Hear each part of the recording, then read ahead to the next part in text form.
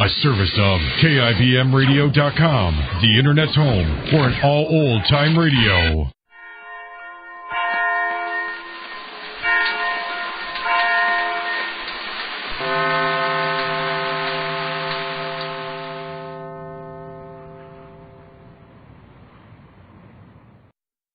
Tender Ray Beef, no other beef so fresh can be so tender, presents Hearts in Harmony, transcribed. K is for Kroger, C is for cut, B is for beef. KCB means Kroger cut beef, and Kroger cut beef means more meat for your money. Yes, friends, Kroger cut beef gives you more meat, less waste. And here's why. Before the meat is weighed and priced, the Kroger method of cutting beef removes excess bone, excess waste, and stringy ends. Remember, that's before the meat is weighed and priced. And it's the very top U.S. government grades of beef that's tender, juicy, rich red, and marbled with just the right amount of flavory fat. So you see, you get a better value in top-grade beef. Now, to give you an example, let's take a Kroger cut rib roast. Before the roast is weighed and priced, the Kroger method of cutting beef removes the short rib end, the waist, and trims the chine bone. You don't pay roast price for the short rib end and waist. And no matter whether you buy a Kroger cut steak or roast, you receive more meat, less waste. So don't forget, that's at your Kroger store. See for yourself by visiting your neighborhood Kroger store soon. Make it a rule to buy Kroger cut beef and get more meat for your money. And now, Hearts in Harmony. Orphaned by death and desertion, Julie Martin is a lonesome little girl, in spite of the friendship and love she's found in the home of Penny Gibbs. Because Julie's mother can't be found, the Reverend Dr. Judson has advised that the child be returned to her grandmother in New York. So this morning, Penny is getting Julie ready for the trip. Yeah, you want to look your best to see your grandma, don't you, Julie? Now let's see if that dress fits the way it should. It's all right, Aunt Penny. Okay, turn around. Let's see, honey. Grandma won't mind how I look. Yes, she will. Oh, Julie, you look adorable. Aunt Penny. Mm-hmm. Do I have to? Do you have to what? Do I have to go to Grandma? Yes, darling, you have to. But I like it here. We like having you here, Julie, You're but... punishing me for being bad, hiding in the closet. I just know. Oh, Julie, you can't say that going to see your grandma's punishment. That isn't nice. But I have to do something I don't want to do. That's being punished. No, darling. You're doing something you ought to do, and that's not being punished. Now, wait a minute. Let's fix that bow in your hair. It doesn't look quite right. I don't care. All nice little girls care how they look. Aunt Penny, Mm-hmm. if I'm awful good and do everything I'm told, can't I stay here? Please, can't I stay? Julie, I want you to stay just as much as you want to, but... Darling... Look, we better hurry. It's almost train time. You like to ride in trains, don't you? Sometimes. Well, this is going to be one of those times. We'll have a lot of fun. Did you say goodbye to everybody? Yes, except Uncle Freddie. He isn't here. Well, he will be in a few minutes, darling. He promised to come in from the farm just to say goodbye to you. I don't want to say goodbye to anybody. I don't want to go. Julie, maybe it'll be just for a little while. No. You're never going to let me come back. Yes, I am, darling. Everybody wants you back. They told you so, didn't they? Yes, but they were just saying it. Nobody wants me. Julie, that's not true. Then why are you taking me away? Because you miss your mother, darling. And we can't find her. And there's a much better chance that you'll be happy with your grandmother than with us. And a much better chance that you'll see your mother soon again. Will Mother come to Grandma? A lot sooner than she come back here. So now do you see why it's better for you to go back to your grandma's? Yeah. But I still like it better here. Well, let's hope you'll be back soon. Now go ahead, run out on the porch and look for Uncle Freddie. He should be driving in from the farm any minute. And maybe if you ask him nicely, he'll take us to the station.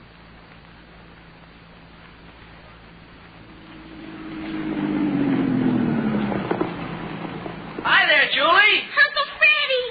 Uncle Freddie! Well, you were waiting out on the porch for me, huh? Oh, Uncle Freddie, I didn't think you'd ever get here. Well, I wouldn't let anything stop me, Julie. Hey, you look like one of those nice, expensive dolls you see in a high-class store. Oh, your grandmother's sure going to get an awful eyeful when she sees you. You all packed up? Uh-huh. Well, then come on, let's go in and get your bags. You know, it's not long till the train pulls out. Uncle Freddie. Hmm? Don't let them take me away. Oh, nobody's taking you away, Julie. You're just going back where you belong and where you'll be a happy kid again. You don't want me here either, do you? You don't like me either. Oh, now look, Julie. Didn't I drive all the way in from the farm just to say goodbye to you? Yes. And didn't I promise you a going-away present? Yes. Well, there's a present for you in the back of the car, just like I promised. Now, doesn't that sound as if I like you? Yes. Do you want to see the present right now? No. What's the matter, Julie? I don't want to go. I like it here. I have fun. Why do I have to go away, Uncle Freddie? Why do I? Well, Julie, we've got to do a lot of things we don't like to do. Well, don't ask me why. I'm not that smart. I just know that that's true. Because I've had to do a lot of things in my life I didn't want to do either. Yeah, Julie, even when you're little, you get a kicking around. Kicking around? What's that? Like kicking a ball? Yeah, Julie, just like kicking a ball. Booted back and forth, up and down the field, from goal to goal, and when you finally do get kicked where people want you to go, you're sort of beat up and battered. You are? Guess you didn't quite get that, did you, Julie? Well, that's all right. Doesn't matter. Look, the point is, Julie, and I guess the right way to look at it is this. We've got to do a lot of things we don't want to do. But a lot of things we don't want to do are good for us. Like eating our carrots, for instance. I'll eat carrots all the time if I don't have to go away. Well, Julie, even too many carrots aren't quite right for you either. Honest, Julie, it's right for you to go to your grandmother's. Maybe it'll make you a little unhappy, but it'll make your grandmother happy. And it's a good thing to make people happy, isn't it? Yes. But do we have to be sad about it? Well, sometimes, a little bit. But after a while, we aren't sad because we know we've done something that's good for someone else. Now, you believe your Uncle Freddie, don't you? Did you be sad to make somebody happy, Uncle Freddie? Why, sure. Lots of times I did. And people have been unhappy to make me happy, too. Someday it'll be your turn to be happy, and somebody else will have to feel sad, Julie. I don't want anyone to feel bad on account of me. I'd rather be sad myself. Oh. Well, in that case, Julie, I guess you ought to go to your grandmother's with a smile on your face. Because you'll be keeping other people from being sad. Aunt Penny will be sad if I don't go? Well, yes, she will in a way, because she knows it's right for you to go. And she can't do the right thing if you won't let her. And you think it's right, too, Uncle Freddie? Why, sure I do, Julie. And you know I don't want you to go. Well, we've had a lot of fun together, and we're going to have more, too. I'm going to miss you, Julie, because you're my favorite little girl. In fact, just about my top favorite, big or little. After all, you know, I'm just a kid myself, Julie. Oh, you're silly, Uncle Freddie. You're all grown up. Got a laugh out of you, didn't I? Sure, you're going to your grandmother's with a great big smile, huh? Yes, Uncle Freddie. If you make me laugh all the way to the station. Well, you'd better laugh, because if you don't, I'm going to tickle you like this. Uncle Freddie, stop! Well, now let that be a lesson to you. Now you know what's going to happen if you don't laugh at my jokes. Now, come on, Julie. We'll go get your luggage and have the laughingest trip to the station this town has ever seen.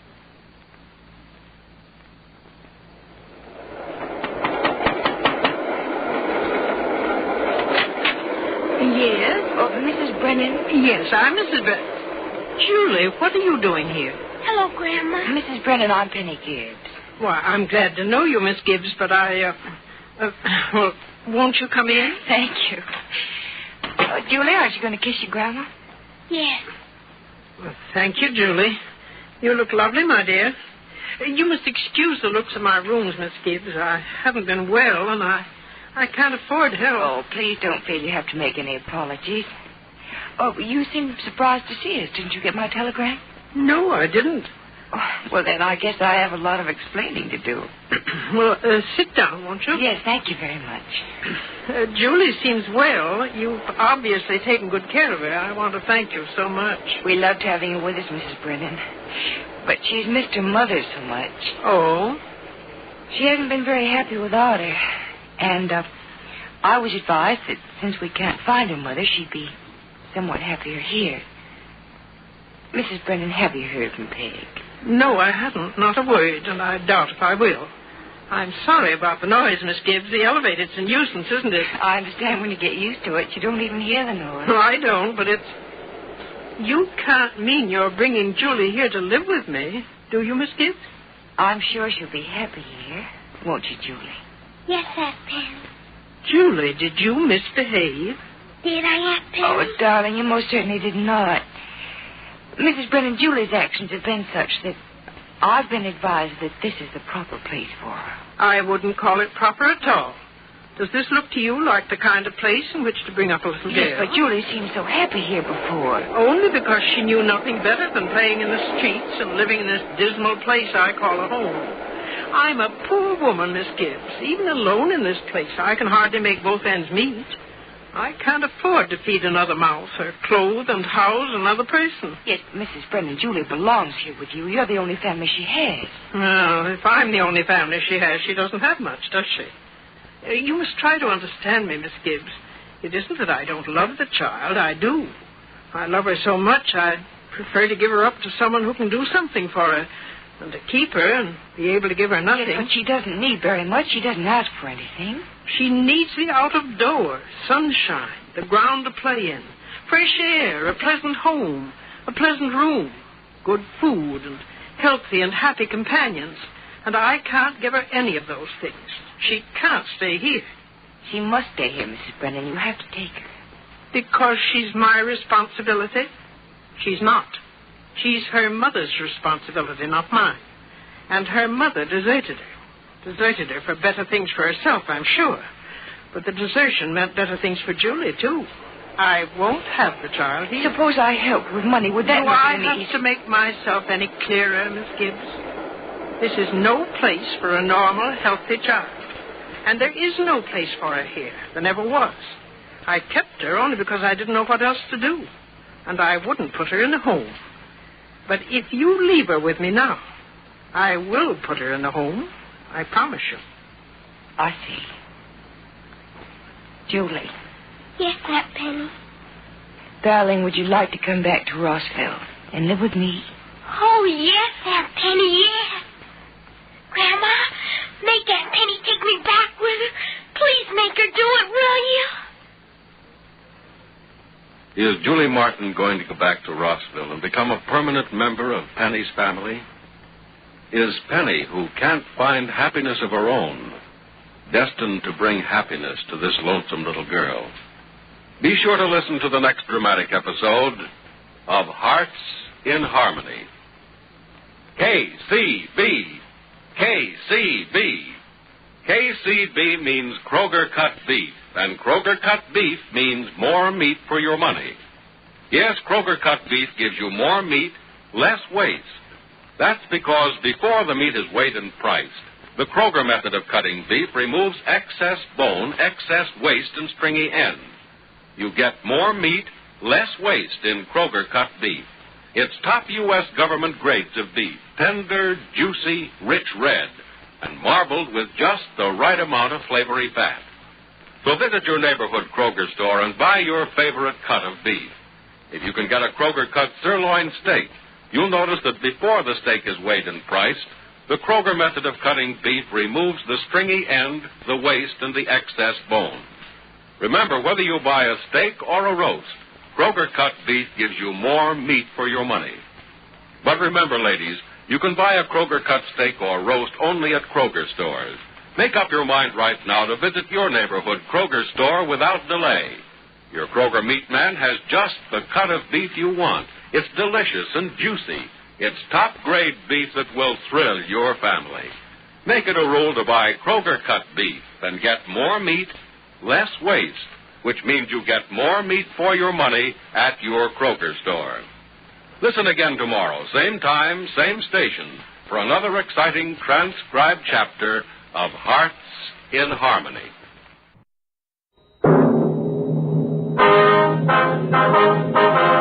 Sound off for Chesterfield. Chesterfield, low in nicotine, highest in quality, best for you. Chesterfield brings you Dragnet.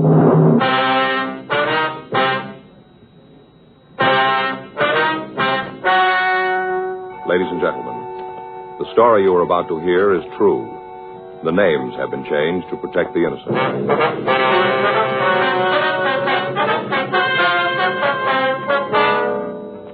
You're a detective sergeant. You're assigned to forgery detail. For the past 6 years, a forger has been working in your city. The victims describe the suspect as a woman. Her M.O. is simple, but it continues to work. Your job, stop her.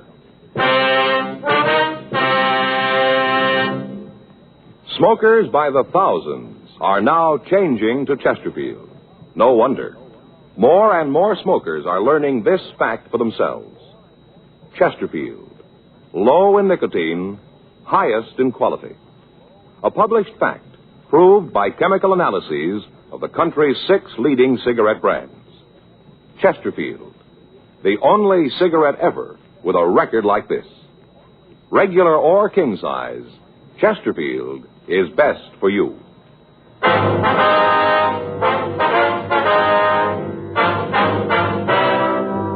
Dragnet, the documented drama of an actual crime. For the next 30 minutes, in cooperation with the Los Angeles Police Department, you will travel step by step on the side of the law through an actual case transcribed from official police files. From beginning to end, from crime to punishment, Dragnet is the story of your police force in action.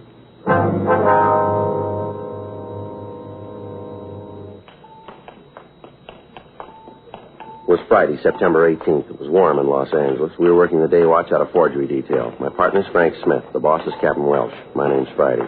We were on our way out from the office, and it was 10:42 a.m. when we got to the 9th floor of the Beckworth department store, the credit manager's office. Yes? We'd like to see Mr. Donaldson, please. May I say who's calling? Sergeant Friday, Los Angeles Police Department. Oh, yes, he's expecting you. Just a moment. Thank you. Yes? The gentlemen from the police department are here, Mr. Donaldson. Send them in, please. Yes, sir. You want to go right in? That's the door. Thank you very much. Come on in, gentlemen. Thank you. Mr. Donaldson? Yes? I'm Sergeant Friday. This is my partner, Frank Smith. How do you do? How you do, sir? Sit down. Thank you very much, sir. Now, do you want to tell us what this is all about? Well, it's little mother again. I've got the receipts here on the desk. Is Sergeant Ferguson still working on this case? Yes, sir. I talked to him the last time we were stuck. Usual type of things charged? Yes, children's shoes, dresses, sweaters, same as always. I see. Now, I wonder if I could have those slips, Mr. Donaldson. Sure. Here you are. Thank you. All made out the same day. Mm-hmm. August 22nd. Yes. Our experience is that she usually comes in on a Saturday. Seems that the store is more crowded then, and the girls don't take any more time to verify the accounts than they have to. Can I see those, Joe? Yeah, here you are. Thanks. Wonder if we could talk to the sales girl who waited on her. Sure. I'll have her sent up. Fine. Yes, sir. Miss Firestone, would you please have Mrs. Allen sent up? Yes, sir. I notice here the only items charged not for children is a woman's slip. Yes, we've had a couple of them in the past, pieces of women's clothing. I talked to Sergeant Ferguson about it when he was here. Mm-hmm. Did you get the bulletin we sent out this month? Beg pardon? The bulletin, giving the woman's description, samples of her handwriting. Did you get it? Yes, sir, we did. You've got to understand, Sergeant. This is one of the biggest stores in the city. We do a lot of business. It'll be almost impossible to alert all of the sales girls to watch for the woman. Yes, sir, we understand that. But was the description sent to the children's department? It was. It didn't do any good, though. If the woman charged large amounts, it might be easier. But look at the sales slips yourself. Mm-hmm. $4 shoes, $3 dresses. Nothing to make a charge like that stand out. We make sure that there's an account in the name and then let it go. Don't you use the charge plate system? Yes, we do. But if a customer wants to charge an item and hasn't got the plate, we usually just verify the account and let them sign the sales slip. Well, how about identification? Well, normally we do ask for it. But as I said, these sales are such small amounts, and the woman comes in when the store is crowded. The girls just call the credit department and let her sign the receipt. I see. Oh, excuse me. Yes, sir. Yes? Mrs. Allen's here. Oh, all right. Just a moment. Yes, sir. The woman who waited on her is out in the office. Do you want to talk to her in here? Well, we don't want to take up any more of your time, sir. We can see her out there. All right. If there's anything else you need, I'll be here. Yes, sir. Oh, officer. Yes, sir. You know, I feel a little funny about this thing. Why is that, sir? Well, the things she's charged. What's that? Things she's taken. They were almost all kids' clothes. Doesn't seem to be interested in anything else. Total amounts of the articles she's taken don't add up to much. It's the principle of the thing more than the value. It just seems that the only thing she's interested in is the children. It feels a little funny to call the police about a person like that. Yes, sir, we understand. We've got a lot of this going on, but the others, they take things for themselves, luxuries, expensive items. But she doesn't, just for the kids. She doesn't seem to be at all interested in herself. Well, we are. Yes, well, I suppose so. Well, I'll be here if you need anything more. Thank you, Mr. Donaldson. Thanks very much. We'll be in touch with you. You'll bring the sales slips back, won't you? Yes, sir, as soon as we've had the chance to photograph them. Well, I hope you can do something about it. Yes, sir, so do we. Thank you very much. Anything you need, you let me know. Yes, sir, thank you. Just a moment. Mrs. Allen? Yes? These are the police officers. How you doing, ma'am? I'm Sergeant Friday. This is my partner, Frank Smith. Hello. How do you do, Miss Allen? You want to sit down over here, please? Yes, all right. I feel just terrible about this. Ma'am? All this forgery thing. Now, you waited on the woman, did you? Yes, at least in the little girl's department. Uh-huh. What if you could describe her for us? Well, she was a little woman. I'd say a 10. How's that again, ma'am? A size 10. Oh. 5'1", about 105 pounds. Cute as a button. Mm-hmm. Did she have the children with her? No, she didn't.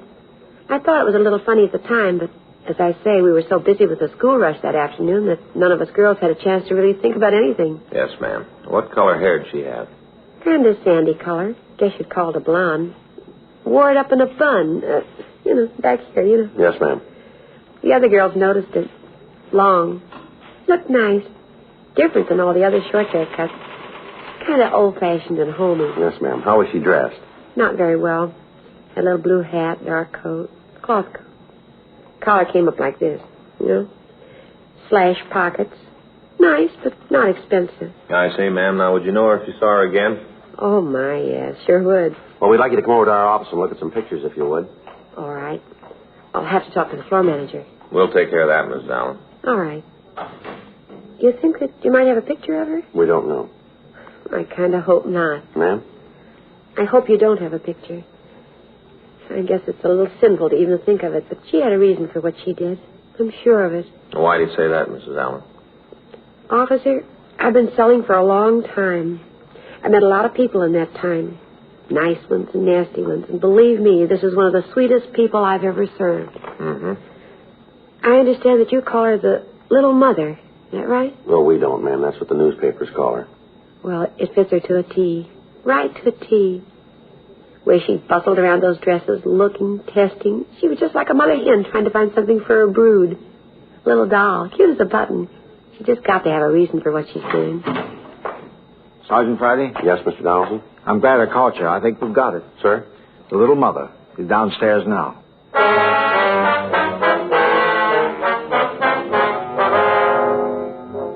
For the last 6 years, the same woman had been operating in the downtown department stores. During that period, she'd forged a total of $1,300 worth of merchandise that we knew of. Because of her M.O., there was no way of telling how much more had gone undetected. The operation was a simple one. She'd enter a store, go to one of the departments. There she'd pick up articles of apparel, mostly for children, and then ask to charge them. She'd explain that she'd forgotten her charger plate, and after the account had been verified, she'd sign the charge slip. These slips would be put in the mail to the people who maintained the account, and it wouldn't be until they noticed a discrepancy that we'd be notified. Usually a month would pass between the time the clothing was taken and we were told of it. In the 6 years that the little mother, as the newspapers had dubbed her, had been operating, almost every team of detectives in the forgery detail had worked on the case. Statements from sales girls who'd waited on her were taken. Photostats of the sales slips were made. Witnesses were interrogated, and then when the sum total of actual physical evidence was weighed and sifted, there was no lead to the identity of the forger. The police department had gotten out printed bulletins and copies of composite drawings of the suspect, and these had been distributed to all department stores in the area. But because of the suspect's appearance and the way she operated, none of the victims became suspicious in time to notify us. The Department Store's Protective League was working with us, but they met with the same dead ends that we'd found. Meanwhile, the evidence continued to pile up. The operation continued to work. When the manager of Beckworth's department store told us that the suspect was in the store, Frank and I were able to come up with the first concrete lead we'd had since we'd been working on the case. In the company of the manager and the saleswoman, Mrs. Myra Allen, Frank and I went down to the boys' department where the suspect was reported to be. Down this way. Yes, sir. The girl said she was over by boys' suits. I hope they were able to hold her. Mm-hmm. Just a minute. Yes, sir. I know I don't have to tell you, gentlemen, about the store's liability in a situation like this. No, sir. Now, I'm sure it's her, but it could be very embarrassing and expensive for the store if we made a mistake. All right, sir, we understand. Good. Over here. All right. Mr. Donaldson? Mr. Donaldson? Yes, Miss Franklin. Where is she? It's not my fault. You've got to believe that. What's the matter, miss? Don't tell me you stopped the wrong person. You caused trouble with an innocent party and she could sue the store. I'm sorry, Mr. Donaldson. Where's the woman, miss? That's what I'm trying to tell you. Yes, ma'am? She wouldn't wait.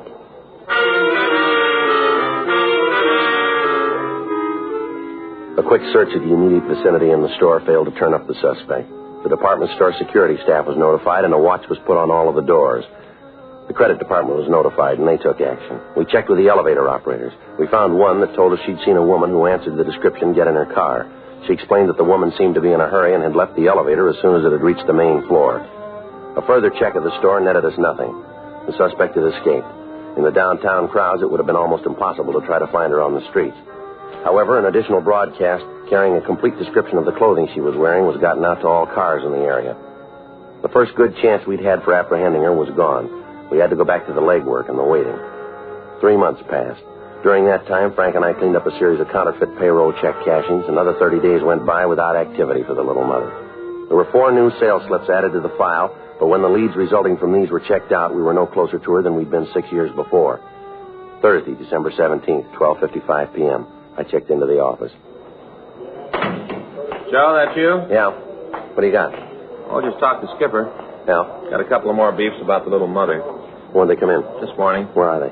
Don Myers got him. He's checking the handwriting. Well, how about the names she used? Wait a minute. I got them here in my book.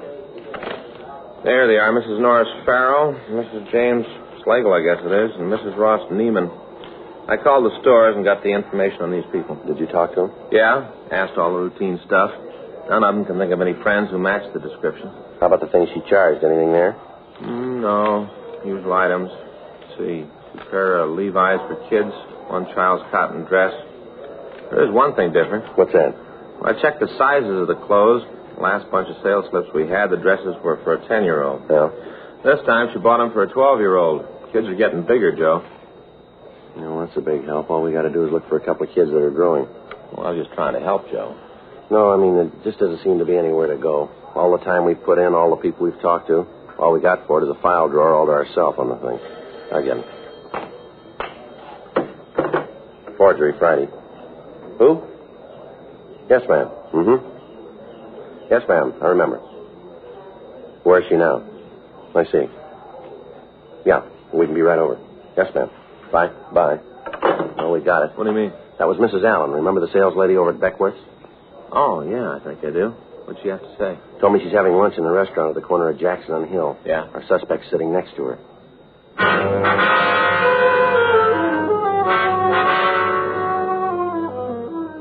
1:02 p.m. We checked out of the office and drove over to the restaurant. It was located at the rear of a large drugstore. When we came into the place, Mrs. Allen met us at the entrance. She took us back down the counter and pointed out a small woman sitting on the last stool. That's her. You sure, ma'am? I'm positive. That's her. All right, let's go. Yes. You want to wait here, Miss Allen? Certainly. Something you gentlemen want? We're police officers, ma'am. We'd like to talk to you. Police? Yes, ma'am. You want to step over there to talk? Might be better. Well, if you want to say anything to me, you can say it right here. I haven't done anything wrong. What if we could see your identification? Why? Your identification, ma'am. Could we see it? All right, just a minute. I've got my purse. Getting terrible. I don't know what you officers are trying to find out, but I'm going to tell you right now, if you can't prove you've got a reason for making me do this, you're in trouble. We're not making you do anything, ma'am. We don't want to cause you any embarrassment. A funny way of showing it. I want to tell you that my husband knows people in this town. When he hears about this... Oh, here you are. Here's my driver's license. Would you take it out of your wallet, please? Here. Mrs. Evelyn Nelson? And that's who I am. Is this your present address? No, it isn't. We moved a few months ago, but I haven't had a chance to have it changed. Is that all you want? No, Ms. Nelson, it isn't. I wonder if we could talk to you in our office. Why? I always thought you had to arrest people before you could order them around. We're asking you to come over to City Hall with us, if you will, ma'am. There are a few things we'd like to check out. What things? Wonder if I could see what you've got in the bags here. What are you looking for? Do you mind if we took a look? Well, there's just some clothes for my children. Nothing in there to interest you. Well, then it wouldn't hurt if we looked, would it? Go ahead. You won't find anything. You want to take a couple of these, Frank? Yeah, I got it.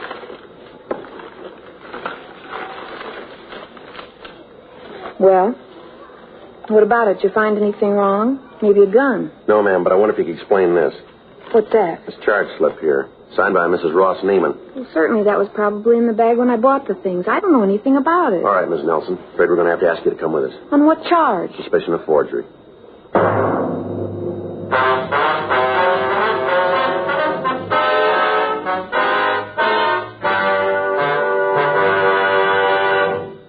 You are listening to Dragnet, the authentic story of your police force in action. At cigarette dealers, in vending machines, at supermarkets and stores coast to coast. Chesterfield, please. Smokers by the thousands. Yes, smokers by the thousands are now changing to Chesterfield. The only cigarette ever to give you one, proof of low nicotine, highest quality. Chemical analyses of the country's 6 leading brands confirm that. 2, the only cigarette ever to give you this proven record with smokers. Again and again, over a full year and one half, a group of Chesterfield smokers have been given thorough medical examinations. The doctor's reports are a matter of record. No adverse effects to the nose, throat, and sinuses from smoking Chesterfield. A responsible independent research laboratory supervises this continuing program. Chesterfield, the only cigarette ever with a record like this. Chesterfield, best for you.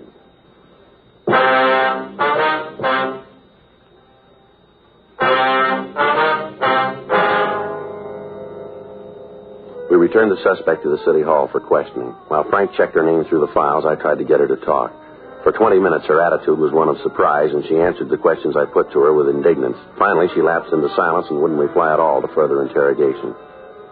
Frank came back from R&I with the information that there was no arrest record for Mrs. Nelson. We put out calls to the sales girls who had waited on the little mother in the past and asked them to come down to the office to see if they could identify the suspect. Yes, ma'am. Room 29. Yeah, come right in the first street entrance, turn left into the police department. That's right, ma'am. There's an arch there. Go right through it. Straight down the hall and to the right. Well, it's the only way you can go. It's on the left as you go down the hall. That's right, 29. If you'll ask for Sergeant Friday or Officer Smith. No, ma'am, Smith. That's all right, ma'am. We'll expect you. Goodbye. I'll call the next one. Yeah. You know, you'd save yourself and us a lot of trouble if you'd tell us the truth, Mrs. Nelson. Mrs. Nelson? Hello, may I speak with Miss Brundage, please? In children's wear?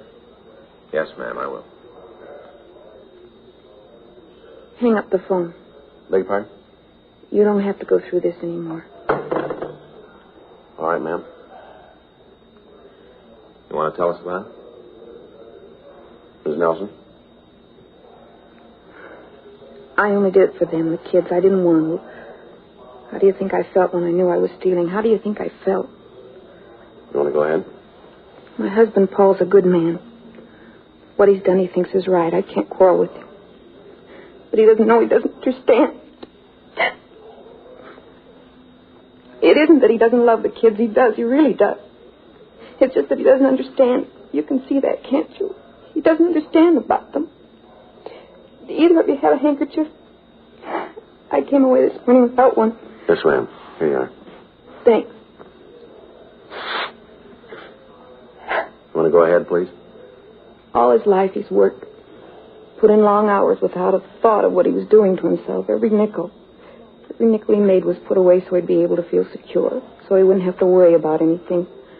It was all right when we first got married. I could understand it then. I went along with what he thought.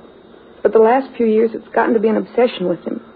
The almighty dollar, that's all that seems important to him. Now, what kind of work does your husband do, Mrs. Nelson? He owns a grocery store. Mm-hmm. Small place, but it does good, makes a good living. Only we aren't living, we're existing. Mm-hmm. He gives me $10 a week to run the house and buy clothes for the kids. I've tried, Lord knows I've tried, budget meals, cheap cuts of meat, day-old bread. Any way you spend it, no matter how you figure, $10 just doesn't go very far. Now, Mrs. Nelson, didn't you talk to your husband about it? Didn't you ask him for additional money for the expenses? Yes, I'd ask him, and he'd tell me that I had to make do all the time, make do just a little longer until he had the money in the bank. Then we'd be all right. Only the more it went on, the worse it got. It didn't seem to make any difference how much money we had. How the total in the passbook went up, he wasn't satisfied. Had to be a little more, a little more. I guess I'm feeling sorry for myself, but you see, he could afford to buy the kids decent clothes. At least that. You agree with me, don't you? Well, that's hard to say, ma'am. Not for me. I'll never forget the day when my boy came home crying. He'd been fighting. One of the other boys at school had said something about the patches on his clothes. Just a little kid, that's all he was, ridiculed by his friends. That's when I made up my mind to do something about it. Does your husband know anything about your activities? No, nothing. How'd you explain the new clothes for the youngster to him? I didn't have to. Last year he's been working so hard at the store I hardly ever see him. The kids don't hardly know him. He even spends Sunday at the store dressing the windows. You mean he spends all his time there? Every minute he's not asleep. He let one clerk he had go so he could save the money. Always save the money. It doesn't make any difference who gets hurt. Get that dollar and put it away. That's what counts. Put the dollar away. You know something, officer? What's that, Miss Nelson? I haven't been able to sit down and talk to my husband for 6 weeks. 6 weeks. He gets home at 12:30, 1 o'clock in the morning. He's up and gone at 6:30. Kids are always asking when Daddy's coming home. How do you answer him? How do you make him understand? I can't. I've tried the only way I know how. And I did it so wrong. All right, Miss Nelson. We'll try to work it out. Can I use your phone? I've got to tell the children what to do about dinner. I'll call for you if you like, ma'am. What's the number? Hollywood 98844.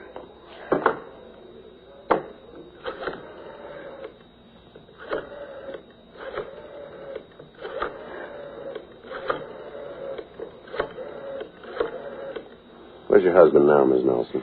At the store, I guess. You're going to call him? I think we should, ma'am. Let him know what's happened. I guess so. Somebody's got to take care Hello, of I'm the kids. calling for Mrs. Nelson. I wonder if I could speak to her son. This is Sergeant Friday, Los Angeles Police Department. Who? Yes, no, she's down here now. Room 29. All right, fine.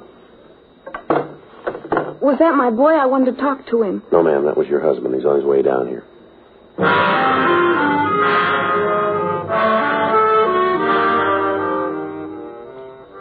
2:14 p.m. Paul Nelson walked into the office. Frank and I took him and his wife to the interrogation room. She'd asked us while we waited for him if we'd let her talk to him for a few minutes alone. We stayed out in the hall, and after a brief wait, Paul Nelson opened the door and asked us to come into the room.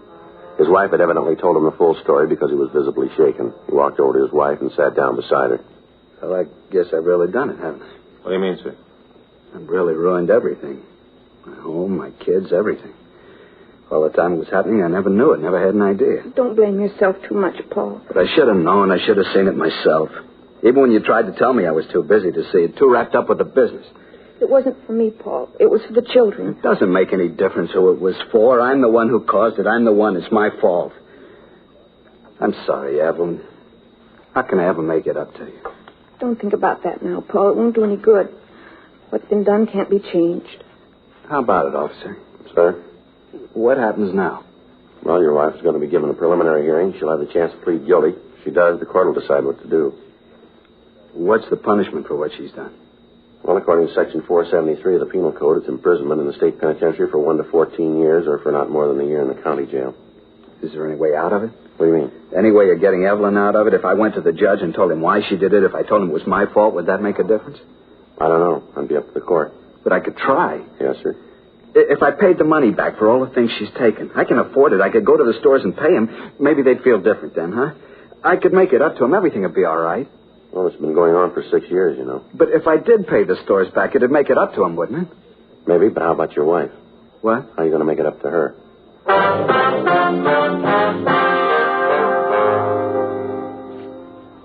4:30 p.m. The suspect was released on a writ. The next afternoon, Frank and I met with Mr. and Mrs. Nelson and their attorney. We talked over the case. It seemed that the husband's change of heart was permanent. He swore that he'd never give his wife cause for unhappiness again. 2 weeks later, in Department 89 of the Superior Court, Mrs. Nelson entered a plea of guilty to 14 counts of forgery. When the court reviewed the circumstances and was informed that Mr. Nelson intended to make full restitution, the probation board recommended that Mrs. Nelson be placed on probation for 3 years. After the hearing, Frank and I had a brief talk with the couple. They thanked us for our consideration and understanding. Apparently, the cause of trouble between the Nelsons had been erased. Another 2 weeks went by. January 22nd, Frank and I got back from lunch and we checked into the office. Here they are, dear. Mr. Friday, Mr. Smith? Ms. Nelson, Mr. Nelson, how are you? Just fine, Sergeant. How are you two? Fine, thank you very much, ma'am. What can we do for you? That's what we want to do for you. Sir? You got the boxes, honey? Yeah, here they are. It's not much, but we thought that you'd like them. Made them ourselves. To say thanks. Look at that, Joe. Mm-hmm. That's not necessary, ma'am. You didn't have to do that. No, we wanted to. Toll House cookies. Eve made a box for each of you. Real good. Lots of chocolate. Well, that's very nice of you. We just hope you'll enjoy them. Yes, ma'am. I'm sure we will. Yes, ma'am. How are things going with you? Oh, just fine. Paul and I have gotten everything straightened out. I help him out at the store now. That way he's got more time to spend with the kids. Things just couldn't be much better. Well, we're glad to hear that. It's a funny thing to say, Mr. Friday, but it's true. The best thing that ever happened to us. What's that, Ms. Nelson? My getting arrested. The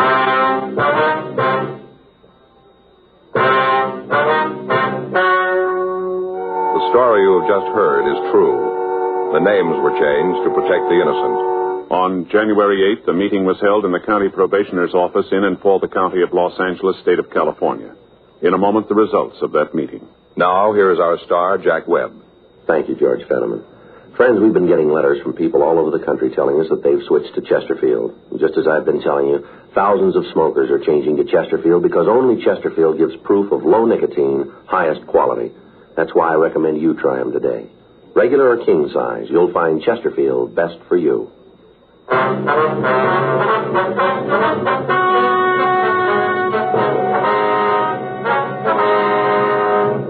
At the end of 3 years, Mrs. Evelyn Margaret Nelson had fulfilled the requirements of her probation, and the case was officially marked closed.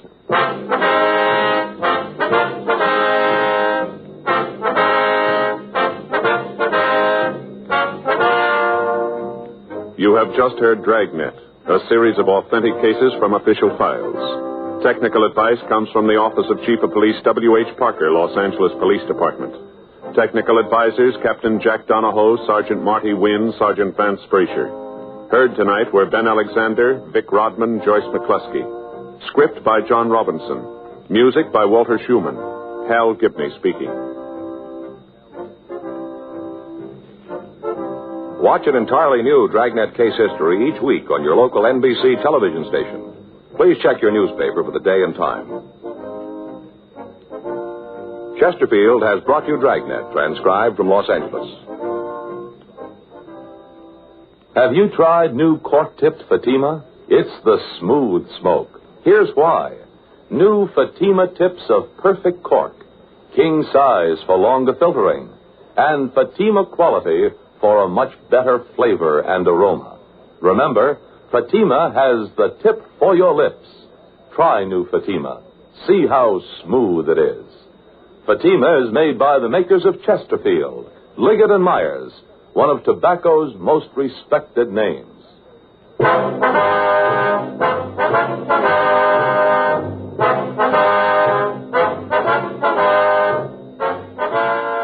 This is the NBC Radio Network.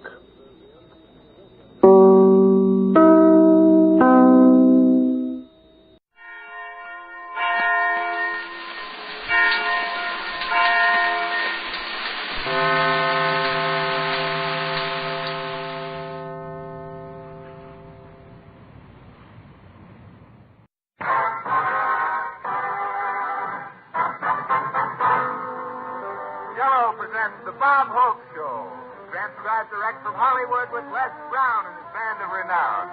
For Jell-O, yours truly, Bill Goodwin. Our singing star, Margaret Whiting. Our special guest, Jack Webb.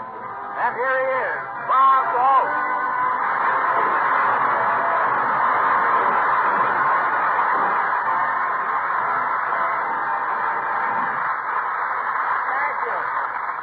Thank you very, very much. Well, here I am still going steady with Jell-O. I don't know what it is, but there's something about my personality that sells those 6 delicious flavors, especially lemon. I'm very happy to be here tonight. I've been keeping my fingers crossed all week with this flu that's going around. It's really an epidemic, you know. In fact, there's so much flu in show business that Phil Spitalny is advertising Evelyn and her magic thermometer. One doctor had so many cases of flu, he rented a helicopter and sprayed Pasadena with penicillin. And Jane Russell's got a slight cold. Doctors came from as far away as Alaska for the examination.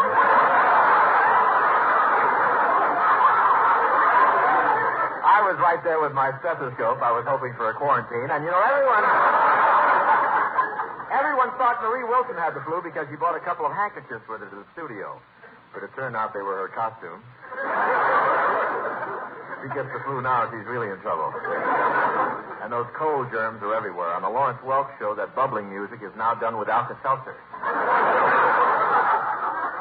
I tuned in and heard Crosby singing the other night. I'm sure he's sick.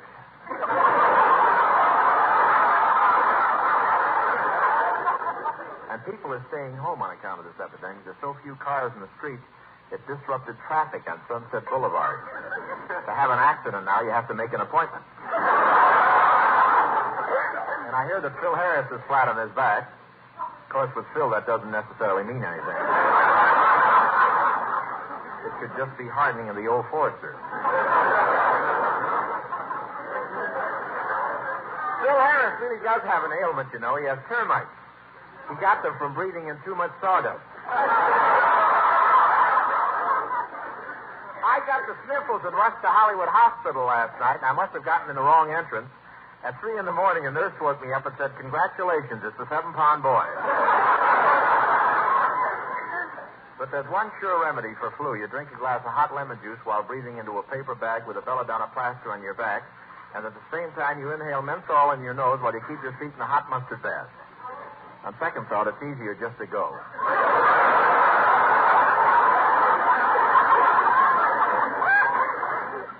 My doctor told me to be very careful during this outbreak. He said to avoid everything that might pass germs from one person to another, even money. So I took his advice. I went out to Santa Anita. Going to Santa Anita is rough. It takes so much out of me. Santa Anita is sort of a garbage disposal with money. Santa Anita's in a beautiful setting. Mountains on one side, hock shops on the other. I haven't seen so much money go down the drain since Crosby luxed out his money belt. And it was really a big crowd out there. Santa Anita hasn't been affected much by inflation. They still have a lot of $2 windows, only now they're in the Coca-Cola machine. I have a system of betting, and I've never had to walk home yet, for one very good reason. There's no window where you can bet your car. I finally got a horse that could win a race. They let him run all by himself. And on the last race, I bet every cent I had. And my horse would have won, but he had a cautious streak in him. He followed along behind the other horses, yelling, "This is just reckless, fellas, going so fast in all this smog."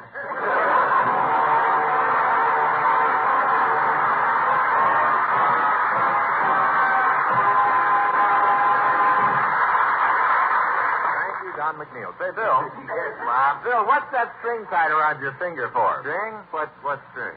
Oh, you mean this one here? That's to remind me to ask the folks in the audience a question. Oh, what's the question? I've forgotten. Would it have anything to do with Jell-O? It's about Jell-O. Well, who cares about getting their paycheck this week? Who cares about Jell-O?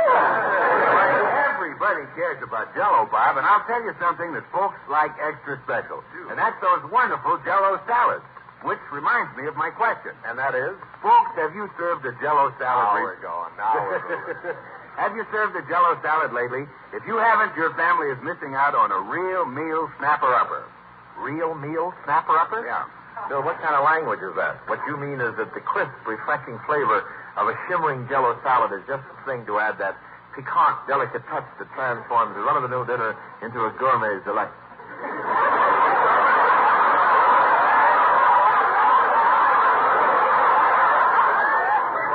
Yeah, like I said, a real meal snapper-upper. And folks, the Jell-O salad helps you avoid that last-minute rush at mealtime. Make it in the morning, set it in the refrigerator, and forget about it. And then when dinner time rolls around, there's no fuss or bother required.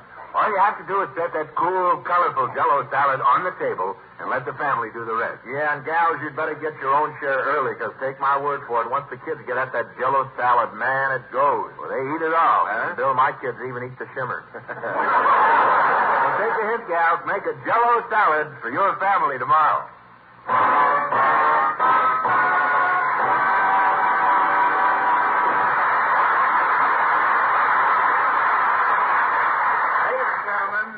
Voice you'll hear will be that of Jack Webb, star of Chesterfield's great radio and television series Dragnet.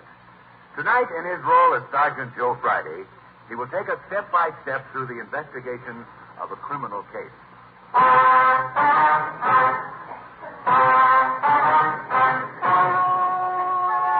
It was Monday, January 20th. It was cool in Los Angeles, topcoat weather. I was working the day watch on a homicide. My name's Friday. The boss, Captain Kresnick, told me to expect a new partner. I don't know too much about this officer. He's just been transferred to the detective division. Supposed to be a hot shot. We'll see. 9:40 a.m. The door opened. Anyone for criminals? Who are you? I'm Officer Hope. Captain Kresnick told me to report here. Are you Sergeant Friday? That's right. Well, we're detectives. Let's catch a crook.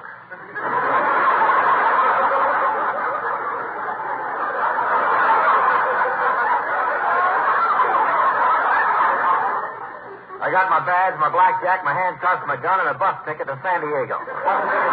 Bus ticket to San Diego? Yeah, in case of trouble, I'll go there till it blows over. All right, sit down, Hope. Let's get acquainted. Okay. You know something? You look a lot like Bob Hope.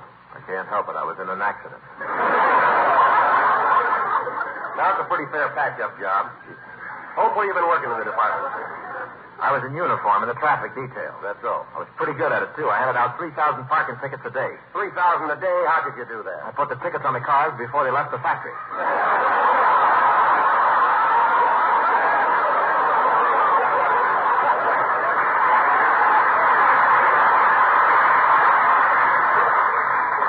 Well, it sounds like you enjoy your work. Yeah, I love being in the force. I've always been a cop. Always? Sure, the day I was born, the doctor slapped me, and I arrested him for assault and battery. Well, now you're in the detective division. Yeah, and I figure I ought to do pretty good. I can smell a crime a mile away. Yeah, well, you sure got the equipment. Think sure. Hope you might as well start learning about your new assignment. Okay, Sergeant. Now, in the police department, they refer to the detective division as the brains. The brains, huh? Yeah. How come you got transferred? Well, it was kind of a reward. You see, I caught that bank bandit, Grandma. No kidding. How'd you swing that? Well, I found out she was hanging around a certain bar, so I went in there and slipped a Mickey in her Lydia Pinkham.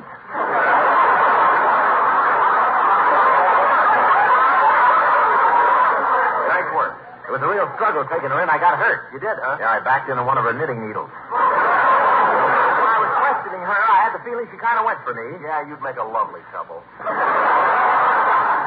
I'm all through with romance. What's the matter, no girlfriend? I had a girl, went steady with her. For 3 years, we were never out of each other's sight. In love? No, I lost the keys of the handcuffs. Look, Friday, what are we sitting around here for? Let's get on a case. Let's go somewhere and snoop. All right, take it easy. You'll get your chance. I'm ready to. I've been practicing my jujitsu. Pretty good at it, huh? Good, I'm perfect. I even invented a jujitsu hold of my own. It's unbeatable. No matter what you try to do to me, I can throw you over my head right into that corner. Go ahead, make a pass at me. I'll show you. Okay, here I come.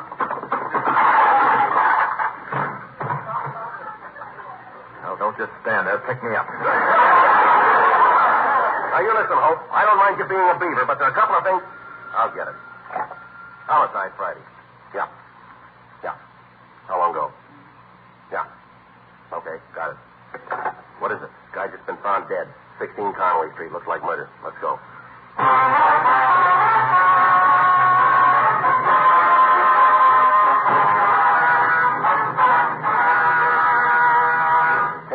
A.M. Hope and I got a car out of the police garage and headed for Hollywood. 10:42. We arrived at 16 Conway Street. It was one of those white stucco apartment hotels. We parked the car, and on the way in, I got all the available facts from the patrolman on duty at the door. The murdered man's name was Barney Dean. He was a theater manager, lived alone. Seemed to be a respectable citizen, or was a respectable citizen. One of the tenants in the building had discovered the body and called the police. 11 a.m. Hope and I entered the murdered man's apartment. The coroner was there, just getting ready to leave. Hi, Doc. Hello, Sergeant. That's the body right there. Who's this with you? No, that's my partner, Detective Hope. New man, first case. Hello, son. First case, huh? Ever see a real stiff stretched out before? Yes, New Year's Eve.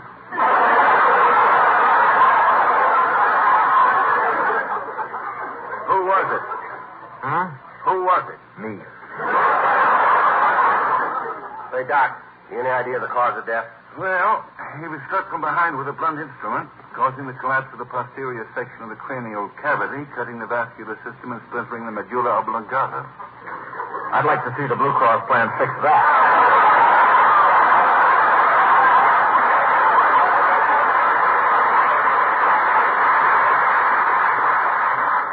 Well, I got to be on my way. Good luck with your first case, son. Thanks, Doc. And if you're ever down at the mall, be sure and drop in. Okay, and if you're not there, I'll lie down and wait for you. So long, Friday. Man, I wouldn't have his job for anything, fooling around with stiffs at the morgue all day. Yeah, same thing when he gets home. He lives in Pasadena. Hey, Friday, I got a feeling about this case. I think that guy laying there on the floor was leading a double life. Respectable theater manager half the time, hoodlum the other half. Are you kidding? No, you can never tell. Just last week, the FBI picked up an innocent-looking guy who had a terrific racket. What was he doing? Smuggling Democrats into Washington.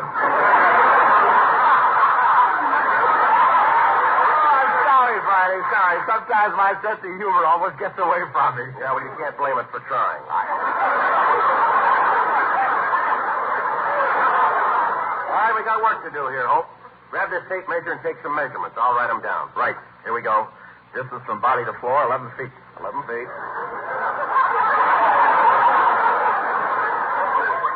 Distance to window, 39 inches. Right. Neck 13 inches, waist 26 inches, hips 33 inches. Oh, get away from that wall. Stop measuring that Marilyn Monroe calendar. Thanks. Another minute, my badge would have melted. See you later, honey. What's going on here? What's all this excitement? Who are you? I'm the landlady, and I... Oh, Mr. Dean, what's happened? Get up off the floor. You'll catch your death of cold. Look, lady, we're afraid there's been some trouble here. Mr. Dean is dead. What? Well, don't just stand around. Do something. Call the automobile club. All right, now calm down, ma'am. We're police officers. We'd just like to ask you a few questions here. Police officers? That's right. I'm Sergeant Friday. This is Detective Hope. How do you do? Oh, I've seen your face before. Have you been in an accident? Ma'am, there's been a murder. Poor Mr. Dean. Oh, you two were friendly. Oh, yes. We even took dancing lessons together. Now I'll have to call up and cancel. That's right. It takes two to tango. Lady, where were you yesterday? Right here in the building, in my apartment on the ground floor. I watched television all day long. I didn't leave my TV set for a minute. Why not? I heard a rumor Lucille Ball might do it again. Look, lady, how does it happen you weren't here when Mr. Dean's body was discovered? I was out doing my shopping. Shopping, eh? Yes. I bought eggs, butter, milk, bread, and, of course, Jell-O. All right, what do you mean, of course, Jell-O? Why, now's the time for Jell-O. It's America's favorite dessert. I always buy it.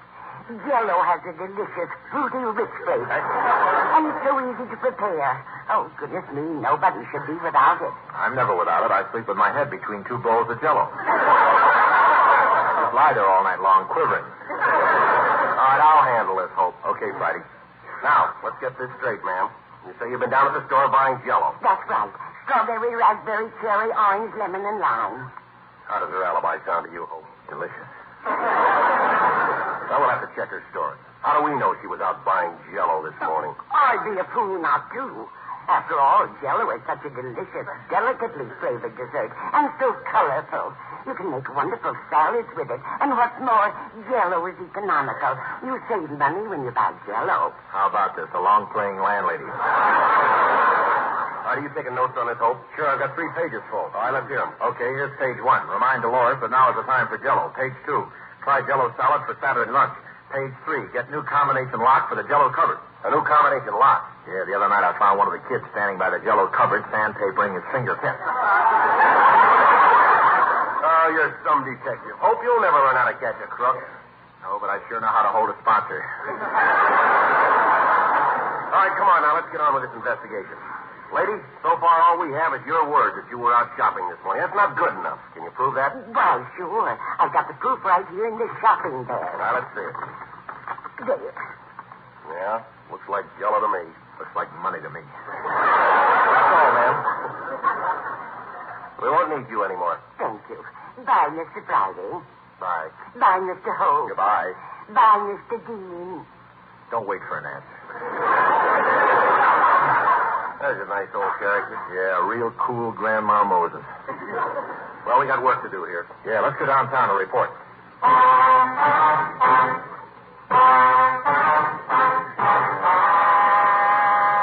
January 25th. 5 days went by. No break at all. Every decent lead washed out. 1 p.m. Captain Detective Kresnick sent for us. Hope and I walked down the hall to his office. Well, looks like we're stuck. Yeah. Tough case. Yeah. Develop anything in those runs you made over at the lab? Not much. I processed the M.O. of the DOA without getting a make. Then I ran a 184 through the LP file and tried for a COA on the PD. What does that mean? I was hoping you knew.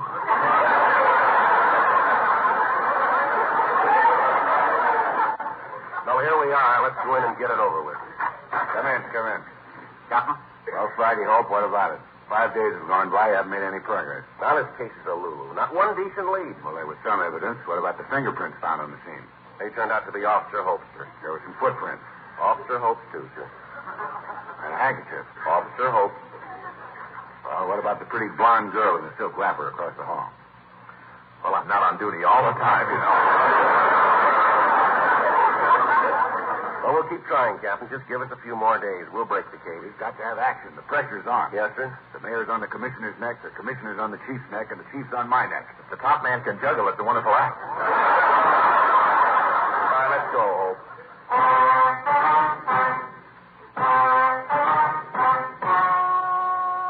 In police work, you take the tough with the good. This case was one of the tough ones.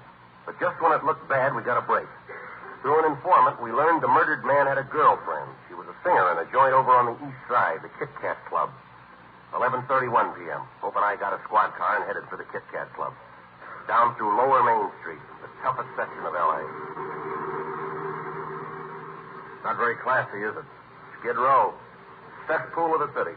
Gin mills, hot shops, flea bag hotels. This is the bottom. Nobody lives down here but the cheap crooks, winos, and stumblebums. Would you mind stopping at that next house? What for? I want to see if I got any mail today.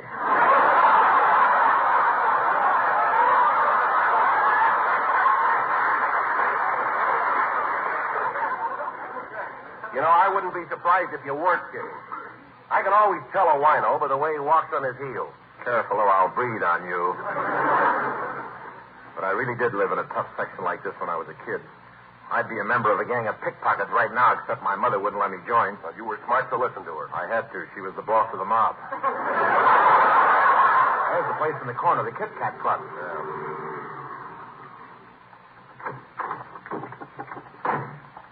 Now, watch your step in here. There may be fireworks. Don't worry. Let's hope to have a steady eye. My grandfather used to shoot a hole through the ace of spades at 100 yards. Well, that's pretty good. It's the best that's ever been done with chewing tobacco.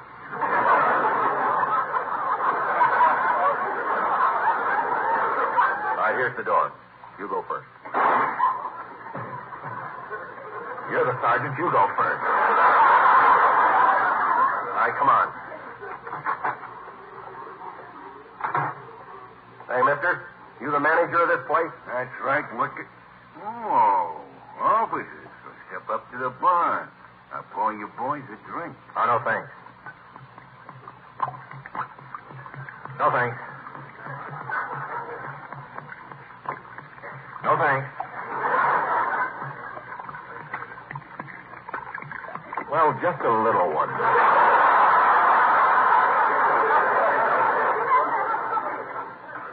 This will be the first highball ever served in an oil drum. All right, let's skip the drinks. We're on duty. Kind of a tough joint you're running here, mister. It's the best around here. Drinks are only a dime. We serve free sandwiches. And every time someone's shot in here, we pay their funeral expenses and $10,000 to the widow. How can you afford to do that? We're a subsidiary of General Motors.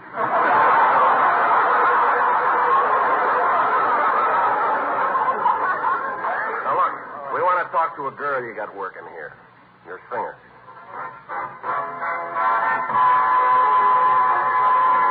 Hey, Miss Whiting's about to do a number. All right, we'll sit at one of these tables and wait till she's finished. If I am fancy free and love to wander, it's just the gypsy in my soul. There's someone calling me from way out yonder. It's just the gypsy in my soul. I've got to give vent to my emotions. I'm only content having my way. There is no other life of which I'm fonder. It's just the gypsy in my soul.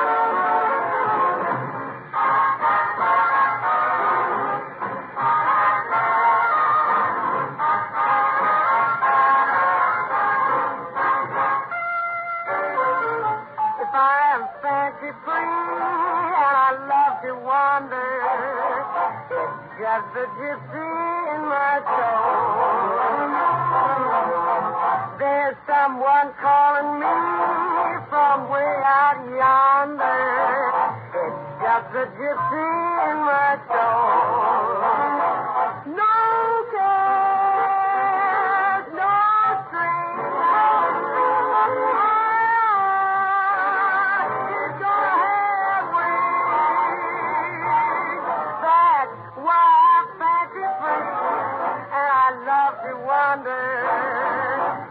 just the gypsy in my soul, in my soul. It's just the gypsy in my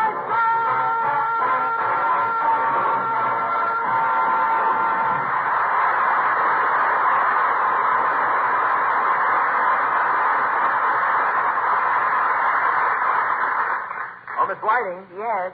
Like your song. Can we have a word with you? That's the trouble with working in a dive like this. You guys are always trying to make a pickup. No, you got me wrong, ma'am. We're police officers. Then why is this other guy kissing my shoulders? You got me right. I'm a wolf. I'd like to ask you some questions, miss. Mind if we step into your dressing room? Come on. Will it take long? I'd like to change my clothes. Go right ahead. Don't mind us. Sorry to inconvenience you, ma'am. We're investigating a crime. That's right. I want to ask you a straight question, and I want a straight answer. Yeah. Where were you Thursday night around 11 o'clock? I was shooting pool with some of the boys. Not you! It's none of your business where I was. How old are you? 22. 22. According to our records, you have a son 19 years old. I married young. Glad to know you. I'm from Tennessee, too. Well, I don't know what this is all about, but I assure you I have nothing to do with it. Oh, yeah, I wish I could believe that, sister. You got a record as long as my arm. In 1946, you were arrested for rolling a drunk. With my boyfriend, and he wasn't drunk, he was plastic. The charge says you were rolling them. The only way I could get him home. I think we're making a mistake, Sarge. She's just a sweet kid. She can't be mixed up in this. Are you kidding? 16 stolen cars in the last 5 years, 4 mink coats, 5 diamond wristwatches. Why, this dame will go for anything that's fast and loose. She will? Stay right here, baby. I'll go home and get my straw hat and send cents.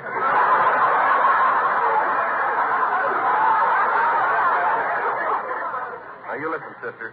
A boyfriend of yours named Barney Dean was knocked off a few nights ago. You still haven't told us where you were last Thursday night. Why don't you guys wake up? I was singing right here in this club in front of 50 witnesses.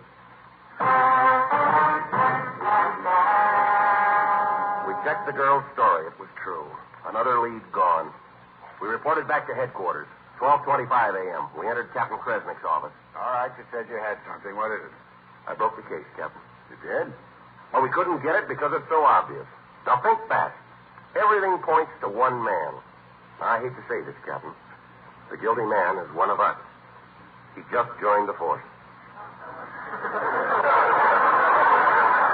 Gee, I wonder who that could be. All right, Hope, you can start talking anytime. Are you kidding? I had nothing to do with What it. about it, Hope? Yes, spill it. Let's have it. Okay, you got me. You admit you killed Barney Dean? What else can I do? I know you've been watching me. Watching, waiting for my nerves to go to pieces. All right. I'll talk. I'm cracking. Look, please, just crack. Don't come all apart.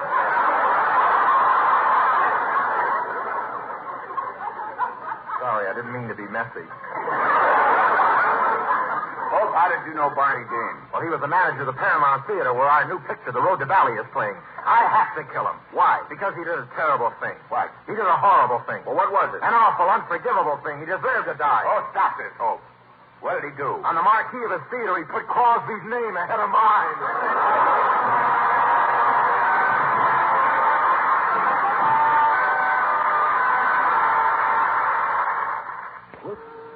Well, that just about winds it up, ladies and gentlemen. I want to thank Jack Webb, star of Dragnet, for being with us tonight. And I hope the police departments that were listening in will forgive me for joining them temporarily. It was all in fun. I know we all appreciate the great job those boys do for us.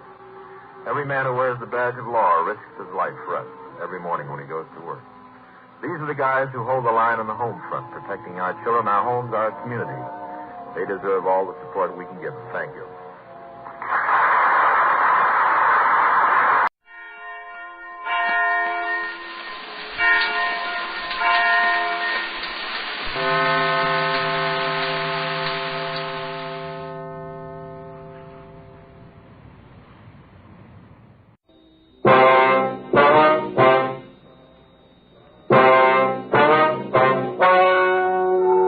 Ladies and gentlemen, the story you are about to hear is true. The names have been changed to protect the innocent. Dragnet is brought to you by Chesterfield, made by Liggett and Myers, first major tobacco company to give you a complete line of quality cigarettes.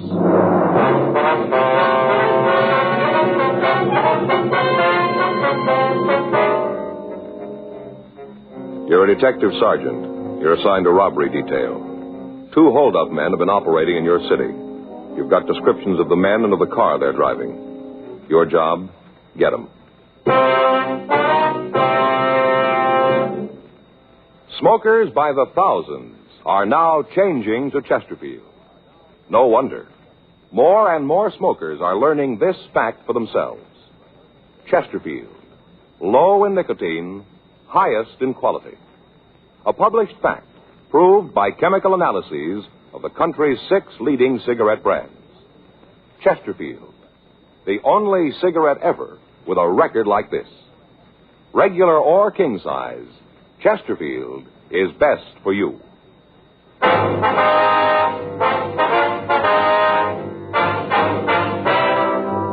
Dragnet, the documented drama of an actual crime. For the next 30 minutes, in cooperation with the Los Angeles Police Department, you will travel step by step on the side of the law through an actual case transcribed from official police files. From beginning to end, from crime to punishment, Dragnet is the story of your police force in action.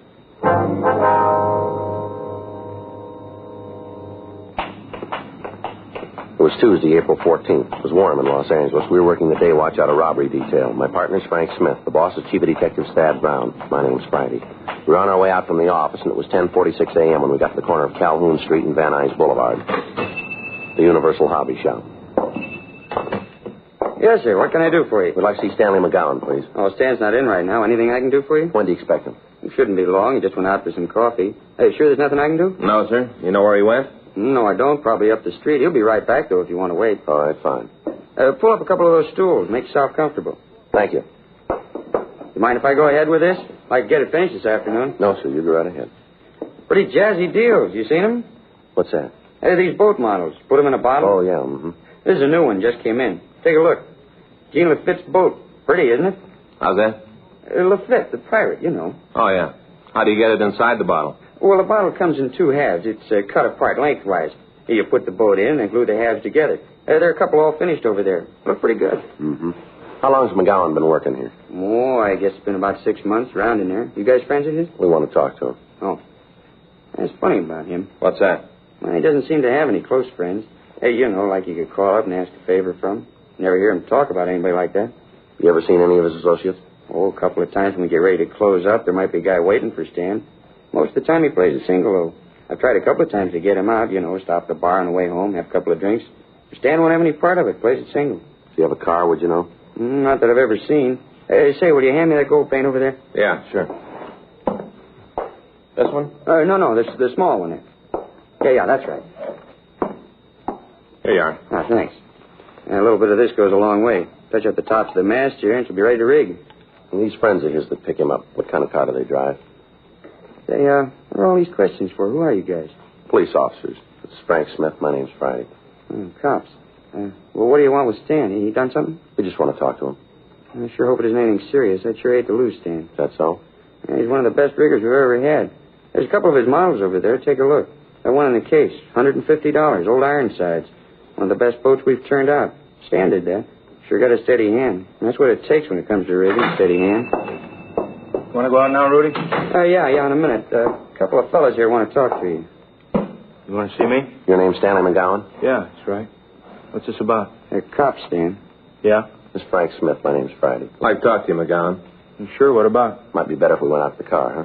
Make no difference to me. You fellas stay here. I'll go out for some coffee. All right, thank you.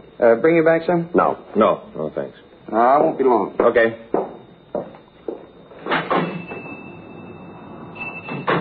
What are you going to talk to me about? You seen Jim Boland lately? No, I haven't. When'd you see him last? A couple months ago. Why? Where'd you see him?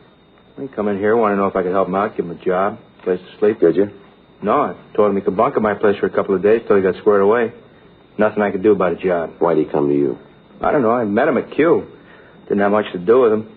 Hey, why'd you guys come to me? What makes you think I might be running with him? We didn't say you were. Same thing. You figure I know where he is? Well, the record says you knew him. We're just checking it out. I got nothing to do with him. I'm reporting every month. You check with my parole officer. He'll tell you. I've been carrying the bucket since the day I got out of the joint. I'm going to keep on carrying it. We got no beef with you, McGowan. We just want to get in touch with Boland. I'm sorry. There's nothing I can do to help you out. Anything comes up, I'll give you a call. You mention any of his friends in town when you saw him? Some guy named Phil, that's all. You know who he is? No, I never met him. Jim said they were cooking up some kind of deal. You know what it was? No.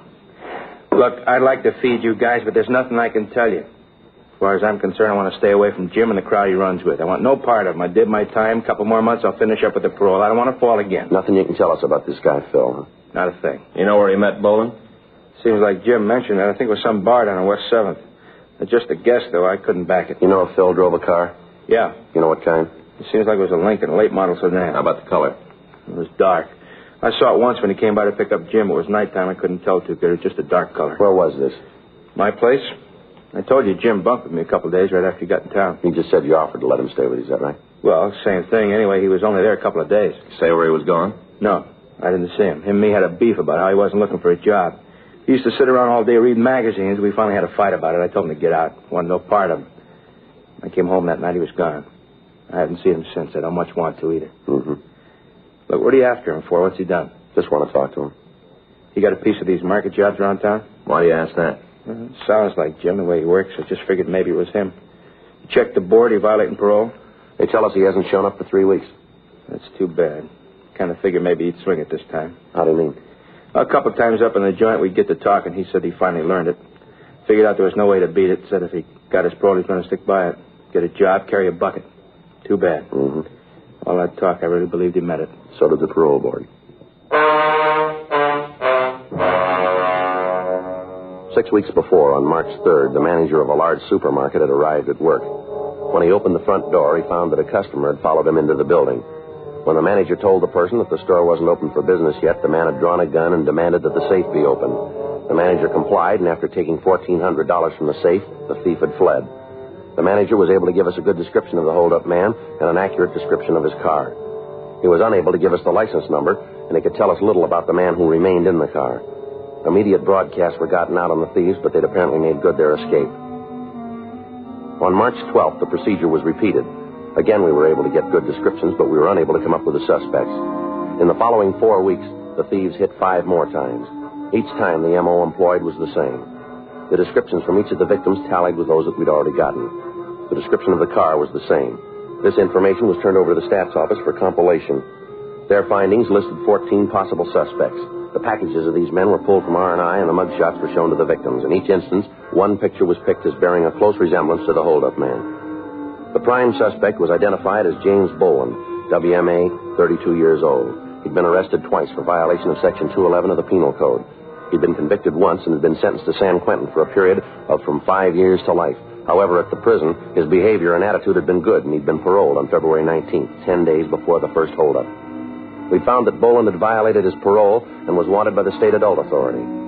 A check of his friends netted us no new information. His relatives could tell us nothing about his whereabouts. The legwork continued. Informants were questioned, but were of no material aid. Saturday, April 18th, 8:46 p.m. I'd just gotten home from work, and I was unlocking my front door.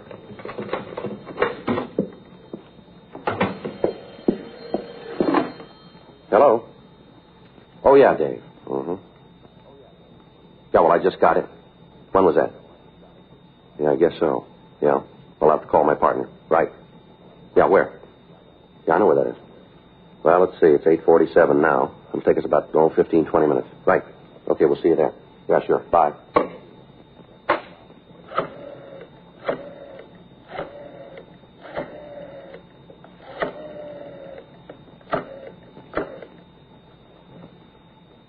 Hello, Faye? Yeah. Frank there yet? What if I could talk to him? Yeah. Oh, Frank? I just got a call from Dave Hyde. Yeah. Says he wants to see us right away. Bar down on 6th Street.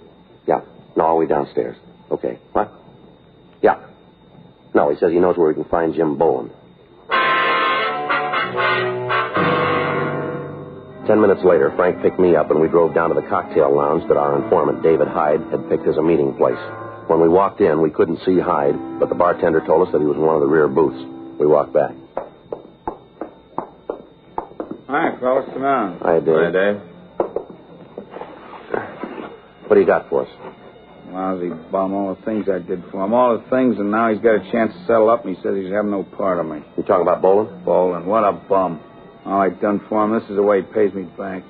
Boy, you just wait till I spread the word around. There won't be anybody in town who'll have anything to do with him. He's through in this town. T-H-R-E-W. All right, Dave. Settle down and give us the word. Where'd you see him? Bar over on 7th. Big man now. Got a roll. Looks like a branch of Fort Knox. A lot of money. But he's too good for his old friends. Too good. Say, how about you fellas popping for a drink for a pal, huh? How about it? You've had enough. Come on. When'd you see Boland? Just this morning. Big man. Got good clothes. Driving a big car.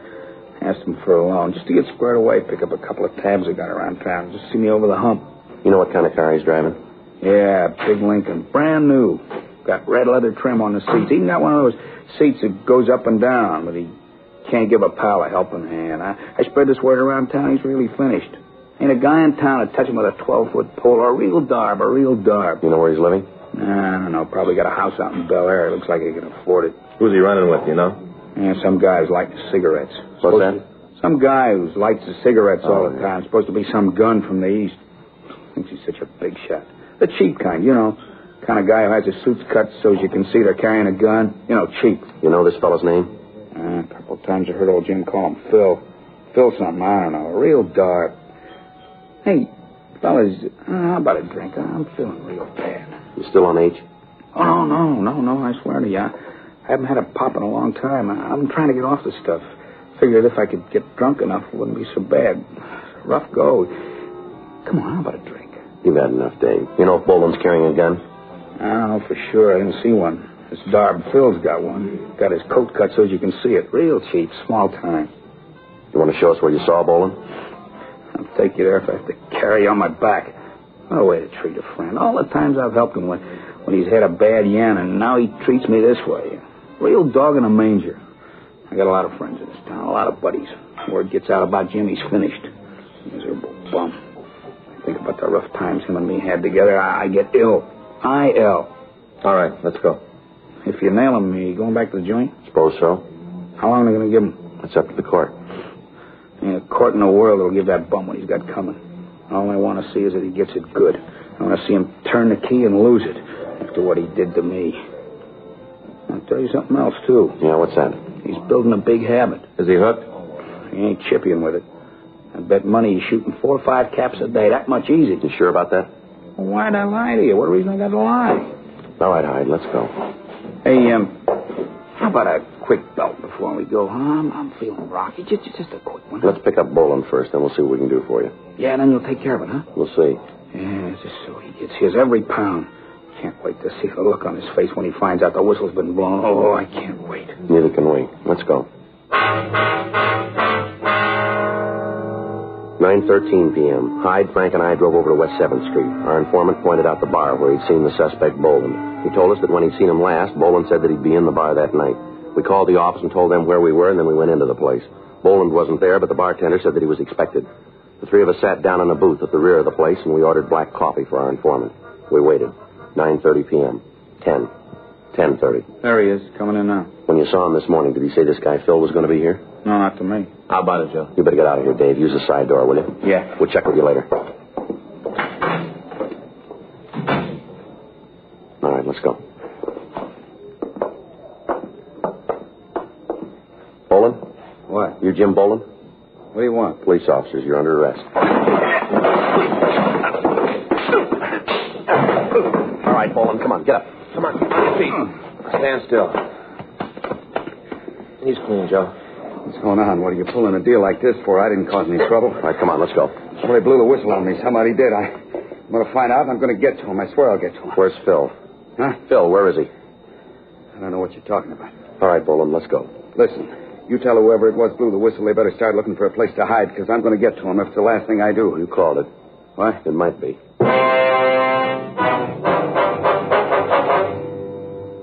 10:14 p.m. We returned the suspect to the city hall and questioned him.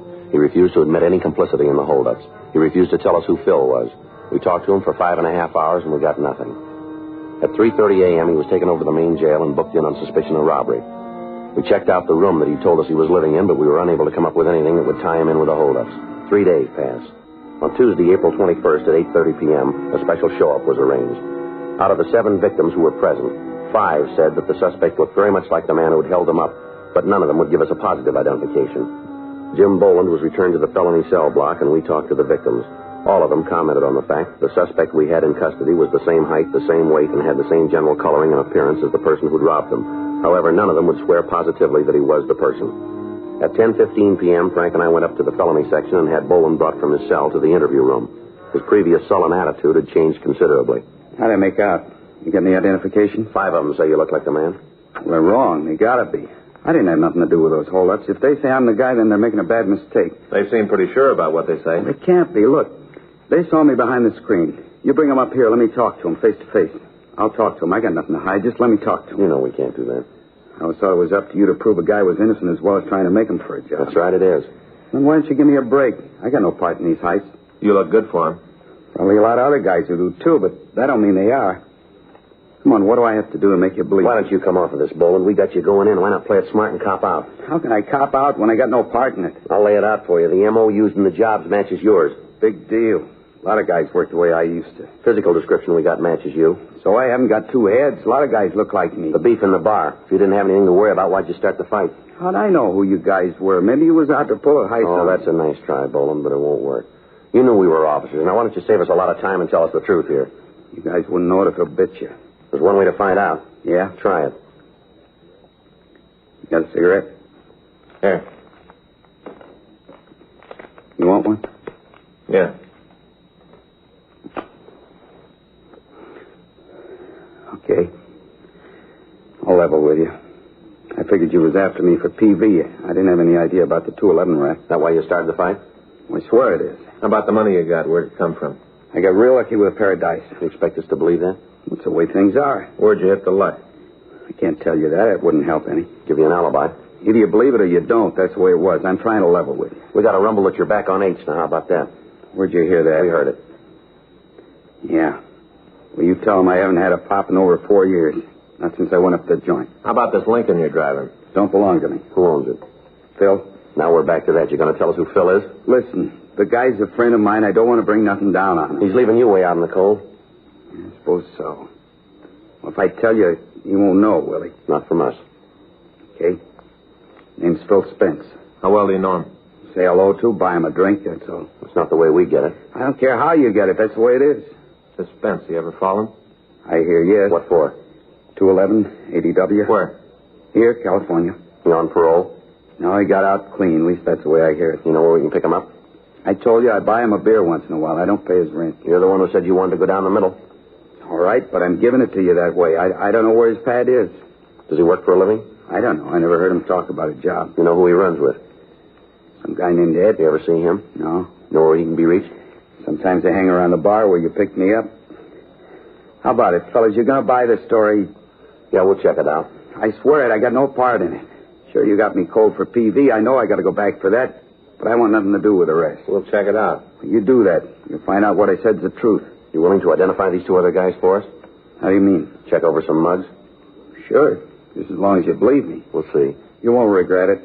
A lot of things I can tell you if you get me out of this. A lot of information I can give you. Let's go. You're going to give me a break, huh? We'll check it. Say, either one of you guys got some extra butts? I'm out. Yeah. Here, take these. Thanks. Anything else you need? Not unless you can fix it for me to shave. We'll talk to the jailer about it. Beard's starting to itch. I'd like to get it off. We'll see what we can do. You going to start checking my story now? That's right. You go to work on it. You'll find out. Yeah, sure. I'll pay you back. Just believe me, I'll pay you back.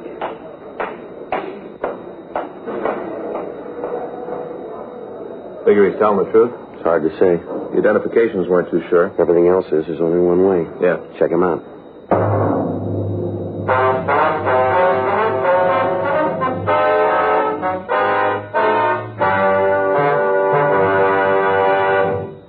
You are listening to Dragnet, the authentic story of your police force in action. At cigarette dealers, in vending machines, at supermarkets and stores coast to coast. Chesterfield, please. Smokers by the thousands. Yes, smokers by the thousands are now changing to Chesterfield. The only cigarette ever to give you one, proof of low nicotine, highest quality. Chemical analyses of the country's 6 leading brands confirm that. 2, the only cigarette ever to give you this proven record with smokers. Again and again, over a full year and 1/2, a group of Chesterfield smokers have been given thorough medical examinations. The doctor's reports are a matter of record. No adverse effects to the nose, throat, and sinuses from smoking Chesterfield. A responsible independent research laboratory supervises this continuing program. Chesterfield, the only cigarette ever with a record like this. Chesterfield, best for you.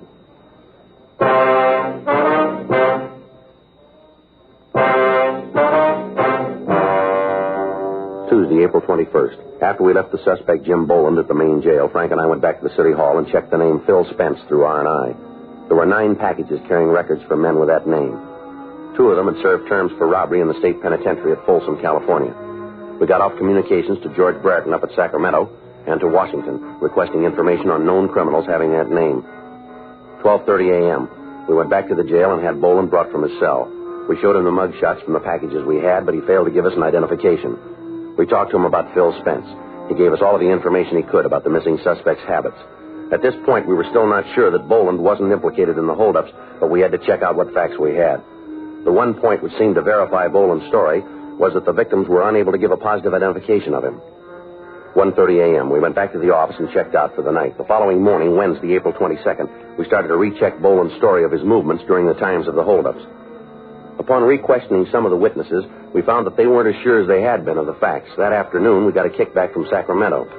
It contained 3 more possibles. CII said that they were sending us mugshots of the men by airmail special delivery.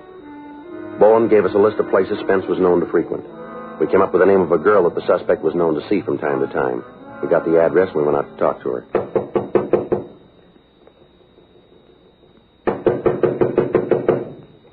Doesn't look like she's home. We better check with the manager, huh? Yeah.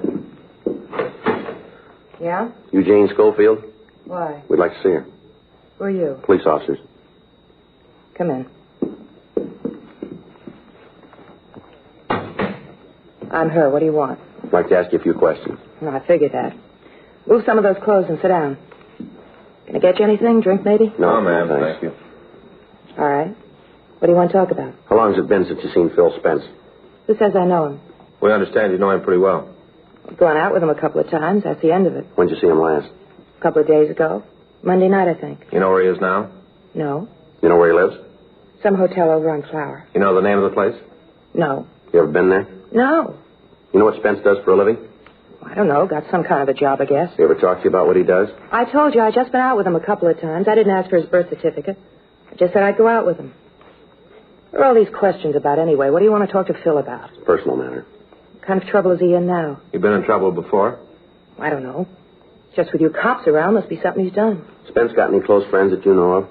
Couple. You know who they are? One of them is a guy named Jim something. How about the rest? Fellow he calls Ed. What do you know about Ed? Not much. Is he in it, too? Ma'am? He mixed up in this personal thing you want to talk to Phil about? Maybe. Never did like him. I always figured he'd end up getting Phil in trouble. Phil see quite a bit of him? Yeah. I think he's maybe in some kind of business deal with Ed. Did he ever say what the deal was? Not to me. One night a couple of weeks ago, he got real looped, and him and Phil were talking about it. What'd they say? I don't know. Phil told me to go powder my nose. I don't know what they said. And how do you know what they talked about? Because when I came back, I heard Phil say something about how the deal was going to work out all right. Then he saw me, and they shut up. Phil owns a car, doesn't he? Yeah, a new Lincoln. You ever let anybody else drive it? Ooh, once in a while, he lets Jim take it. Not often. Phil's kind of touchy about the car. Say, how'd you fellas know about me? Routine. Checking Phil out. Your name came up. Oh. That's all, huh? Ma'am? I'm not mixed up in it. You can answer that better than we can. Yeah. Well, I want you to know that I'm not. I got nothing to do with Phil. Mm-hmm. I mean it. I just met the guy. I had a couple of dates with him. He's hung up in something. I got nothing to do with it. You got to believe that. When are you going to see Spence again? You believe what I tell you, don't you? If he's in trouble, I got no part of it. When are you going to see him again, lady? You mean whenever I got a date? Yes, ma'am. Tomorrow night. He's going to pick me up when I get through work. Where's that? Bar down in Olympic. I'm a hostess there. Is that where you met him? Yeah, he came in one night. We got to talk. He asked me for a date. I don't want you to get the wrong idea about it, though. Ma'am? Well, about how I met him. I don't usually go out with the customers. Boss doesn't like it. It's just that Phil seemed kind of different. That's the reason I went out with him. I want you to get that straight. Mm-hmm. Just a minute. Expecting anybody? No, I don't know who it is. Want me to open it? Yeah, go ahead. What took you so long, honey? I got company, Phil. I know. I don't think so. Hi. You Phil Spence? Yeah, who are you? Police officers would like to talk to you. What about? Might be better if we went downtown. For who? What? I don't want to go downtown. You don't have much to say about it, mister. It's a pinch. If it makes you happy, mark it down that way. You want to shake him, Frank? Yeah. Get away from the cop. What are you doing, breaking up my place? Get out of here! Get out of here and take that big bomb with you! All right, come on, get out. Come on, get out. You get out of here. Lousy deal. Get out of here, my deal, coming in and breaking up a girl's apartment. Who's going to pay for all this? Who's going to make it right? Just look at the place. Oh, shut up. Why don't you tell me they were here? Why didn't you say something? All right, Spence, let's go. I'm coming. All I want to know is who told you. Who yapped? That lousy Eddie, I'll bet. He's the one. Never should have picked him up. He with you on the jobs? He told you, didn't he? How about Jim Boland? He in with you, too? Oh, that guy hasn't got enough sense to come in out of the rain. He's worse than Ed. Should have known not to get mixed up with that dumb Eddie. I should know. Always happens. Yeah? You're on with a jerk, you're going to get tripped up. Lousy Eddie shooting off his mouth. Hadn't been for him, you'd never got us. I'm going to tell him off. What's the difference? You told them everything they wanted to know. You're all going to jail. Why don't you shut up? You're always wrong, sister. Not this time. Let's go.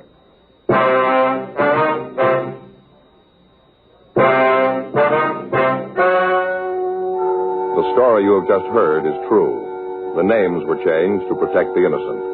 On August 13th, trial was held in Department 92 of Superior Court of the State of California in and for the County of Los Angeles. In a moment, the results of that trial. Now, here is our star, Jack Webb. Thank you, George Fenneman. Well, this is brief, but I think very much to the point. Chesterfield is the only cigarette that gives you proof of low nicotine, highest quality. That's what I want in my cigarette, and that's what you should look for in yours. Chesterfield, regular or king size, best for you. Try 'em.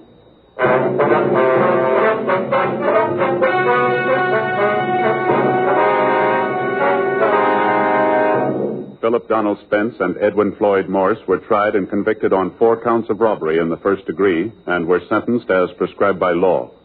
Robbery in the first degree is punishable by imprisonment in the state penitentiary for a period of not less than 5 years. Jim Nathan Boland was released to the State Adult Authority for action on violation of his parole. He was returned to San Quentin for the balance of his original term.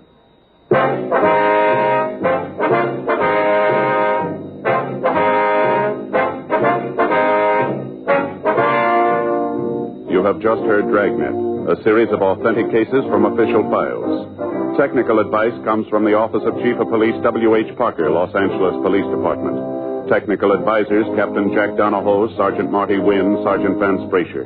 Heard tonight were Ben Alexander, Herb Vigran, Vic Perrin, Michael Ann Barrett. Script by John Robinson. Music by Walter Schumann. Hal Gibney speaking. Watch an entirely new Dragnet case history each week on your local NBC television station. Please check your newspapers for the day and time. Chesterfield has brought you Dragnet, transcribed from Los Angeles.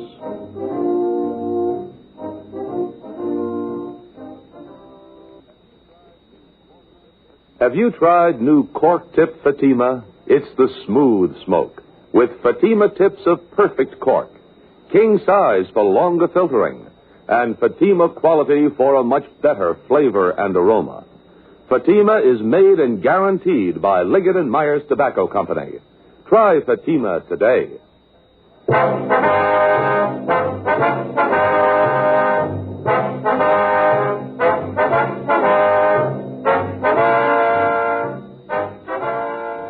Hear Frank Sinatra as Rocky Fortune tonight on the NBC Radio Network.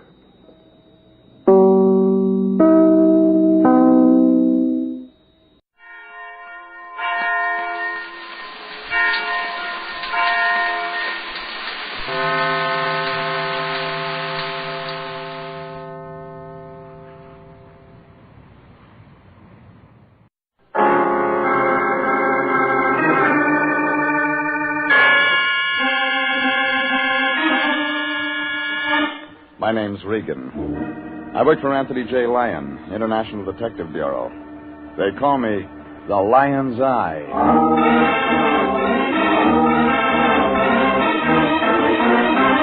Wednesday at 9, and CBS brings you Jeff Regan, Investigator, starring Frank Graham as Regan with Frank Nelson as Anthony J. Lyon. So stand by for mystery and suspense and adventure in tonight's story of The Lady from Brazil.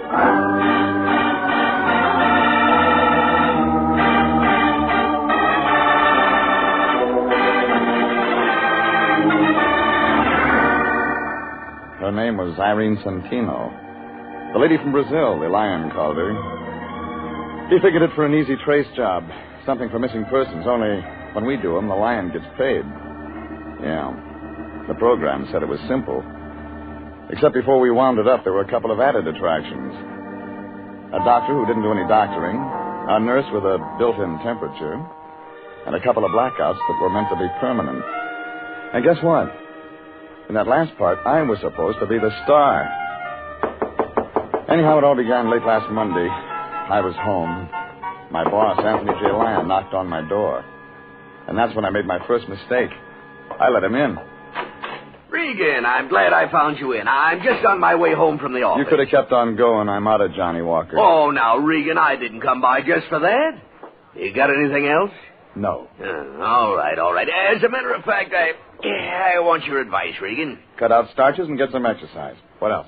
What would you do if you traveled 10,000 miles just to see your sister and then couldn't find her? I'd give up the search. You would? Why? Haven't got a sister. Oh, that's not what I'm talking about. You'd go to missing persons, wouldn't you? Sure you would. But if you knew your family in a foreign country would become greatly alarmed at this sort of notoriety, you'd look for your sister in another way. You'd hire a good private detective. Now, isn't that right? Come on, Fatso, put it on the road. What do you mean? I'm just posing a simple problem. And you've got an angle somewhere. All right, we have a new client. Her name's Irene Santino. She's from Brazil, Rio. Fine family, Regan. Coffee. She's engaged international to locate her younger sister, Carmen. I'm no St. Bernard. You'll do till I can feed one. Oh, now, I know you've been working hard lately, but, Regan, this is one of those occasions when I'm proud to be a part of our profession. We have an opportunity to help a young lady in desperate straits and at the same time secure goodwill from South America. Ever hear of the State Department? Of course I have, but they can't do it all alone. It's up to individual citizens to take responsibility, too. And that's the only reason you want me to find a sister? Absolutely. Now, Miss Santino is taking an apartment at this address. Here, go see her, comfort her, let her know International and the United States of America will do everything possible to locate her lost sister. Yeah. That all? That's enough. What'd she pay you? $200. That's a lot of green to get in advance. Well, she insisted. She's very anxious to find that girl. Watch out her check doesn't bounce. It won't. She paid cash. That $200 was already making a lump in the lion's coat. And I knew the next spot for it was his mattress. Well, maybe that's the reason he's a bachelor. I left him in my place and drove over to the address he'd given me. It was one of those Beverly Hills apartments with a long, glassy look. Like a greyhound with a sore stomach. Irene Santino's apartment was on the second floor. She was a tall, brown-haired girl without a smile. She wore glasses. And when she talked, she sounded sad. Like a banjo player with a paper pick. Thank you so much for coming over, Mr. Regan. I've been very upset all day. I just had to do something about Carmen. Your sister? Yes. She's the one I came to California to see. I heard. It's an awful vacant feeling. I thought she'd meet me at the airport, and then she wasn't there. And when I went to her address, we were very close. She's from Rio, too? Yes. How's her English? Well, the same as mine. We were both educated in the United States. You older than Carmen? Yes, 2 years. She's 25 now. Carmen left home a year ago. She's always been very independent. And, I received this letter from her a few days ago. It was the first word since she left home. It came this way? Yes. No envelope? Oh, I threw that away. She wrote her address there at the end, and I didn't see any need for keeping the envelope. And she wasn't at this address? There isn't any such address. What does Carmen look like? Well, I gave her a snapshot to Mr. Lyon. Didn't he give it to you? He forgets things. Well, no matter. I have another. Of course, it's old and not very good.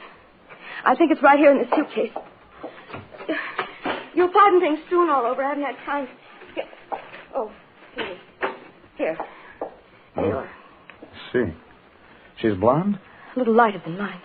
The same height, too. We used to wear each other's clothes. Oh, Mr. Regan, you will be able to find her, won't you? I don't think you want me to. Mr. Regan, are you trying to be funny? You hand me a snapshot so old it could be anybody, and a letter that says nothing, and you want me to turn up a blonde. But I thought those would be leads. She mentions the name of her doctor. Is he the man? Man? She left home a year ago. She wasn't following the crops. There was a man in it. I've got to have it all, lady. All right, all right. There was a man. His name was Frank Martin. I met him once in Mexico City. She thought she was in love with him. He lives out on Laurel Avenue. You talked to him? No. But I asked questions around. I'm completely satisfied he knows nothing about it. Perhaps if you'd see the doctor, my sister mentioned... You want me to find your sister? Yes? But you don't want me to see this Frank Martin. I didn't say that. You didn't have to, lady. Okay. You'll get a report when I've got something. Oh, just one more thing. What's that? How long did you stop off on the way to shop in New York? Why? What makes you think I'd do that? When you leave your clothes strewn around the label show. There's no Saks Fifth Avenue in Rio. When I walked out, her mouth was wide open like she was trying to scream. Only nothing came out. I hung around outside the door for a minute to see if she'd use the phone, but nothing happened. I looked up Frank Martin in the city directory and drove over to Laurel. A 2-story apartment building the color of a bride's blush. It was wrapped around a swimming pool. Too small for people and too big for birds. Martin's name wasn't on the mailbox, so I looked up the manager. You don't know me, do you, Pilgrim? Well, I just got here. I played the Pals in 26. Oh, them were the days. Write it up and sell it to the movies. Them slobs. Central Casting ain't called me in 4 years. Got a card? Afros, SAG, and the Musicians Union. I play French horn. None of them call me. I figure it's television. No union yet. I'm looking for a man named Frank Martin. Now, look, if you got trouble, stay away from Frank. He bruises easy. And you're just a mother to He's a nice laddie. Now, remember what I tell you. Sure, sure. All right. Come on. I'll show you. Thanks. That's him. Up there. He stays in one key. All the time. A low one. You said that once. Well, here we are. You know, I kind of like you. You get around. Ever run into Mervyn Leroy? Not yet. If you do, mention my name, will you? Sure. What is it? Just say that Trixie Finnegan was asking for him. He'll remember old Trixie. How could he forget? You're not a whooping, you know. Come on in. It's unlocked.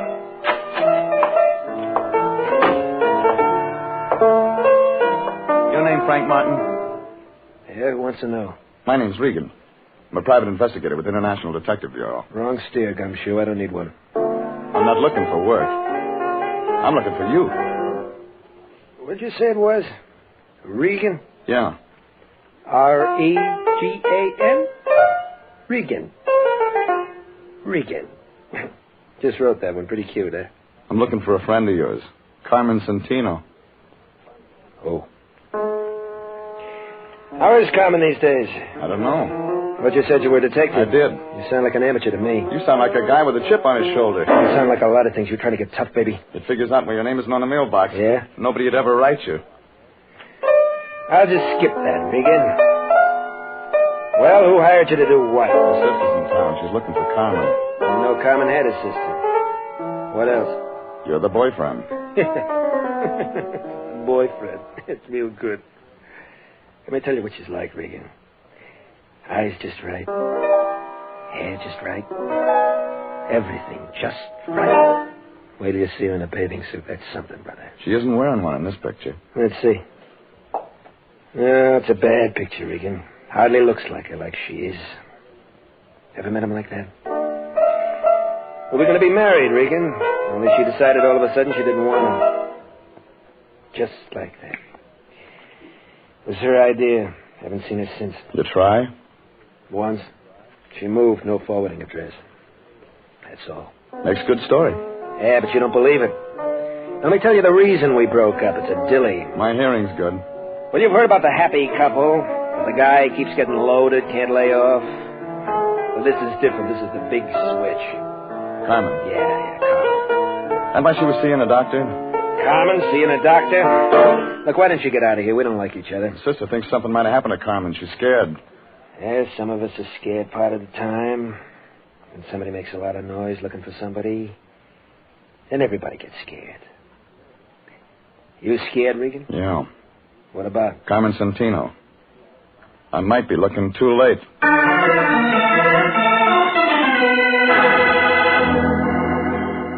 Well, what he gave me filled in the cast, but the plot wasn't getting any clearer. So I looked up the doctor Carmen had mentioned in her letter. His name was Kingston, and the only address was a place out in Encino. It was a ranch house spilled all over the top of the hill like whipped cream. Figured he was getting oversealing for his pills.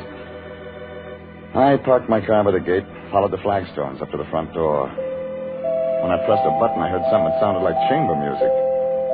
And then a blonde girl wearing a red dress that must have been riveted on opened the door about the middle of the second chorus. I like blue serge. Has an effect on me. It's the only thing in the closet. You fill it out nice.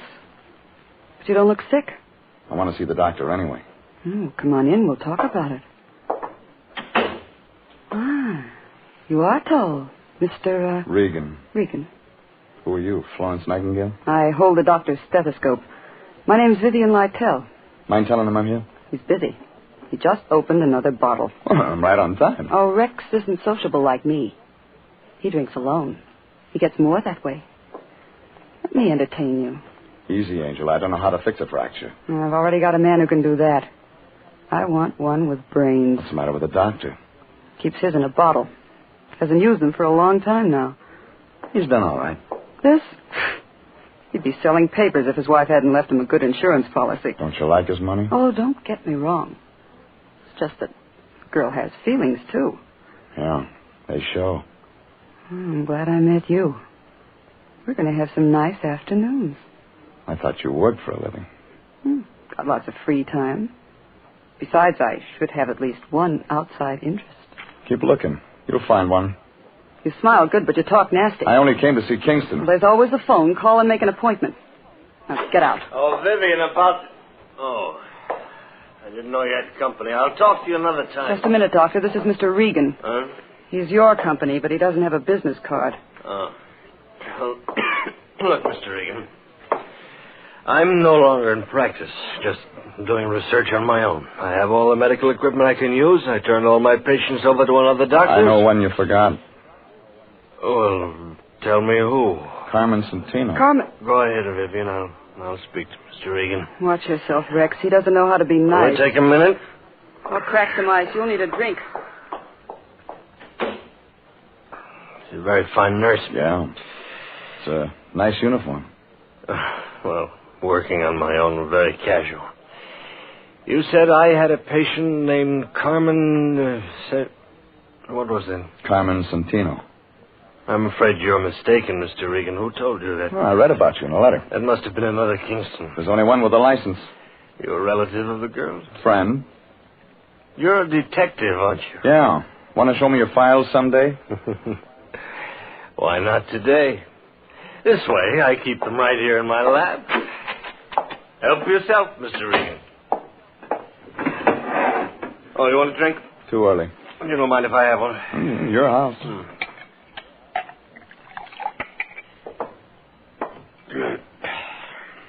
Didn't find anything? Not under Santino. She could have used another name. Oh, that's possible. When was I supposed to have treated her? Oh, about a year ago, according to this letter. Here, this is a picture. No. Oh. I've never treated anyone who looks like that. Sure. Positive. What was her illness? Might have had something to do with that stuff you're drinking. They die from it sometimes. I see. You can't see it from this window. But just over the hill, my wife is buried. I had special permission from the county, of course, bury her on my property. She was a great comfort to me. We were very close. I haven't been the same since she passed away. And that is why I am no longer in practice. I didn't ask for that. Oh, but you did, with your eyes. You're a strange man. Do you enjoy making a living this way, prying into other people's lives, searching for what is best left alone? Are you still here, Rex? Yes, Vivi. He's just leaving. You can find your way? Yeah. Well, bye, Blue Surge. You're a real disappointment. Don't give up. I'll be back. Don't bother, Regan. The doctor will be out.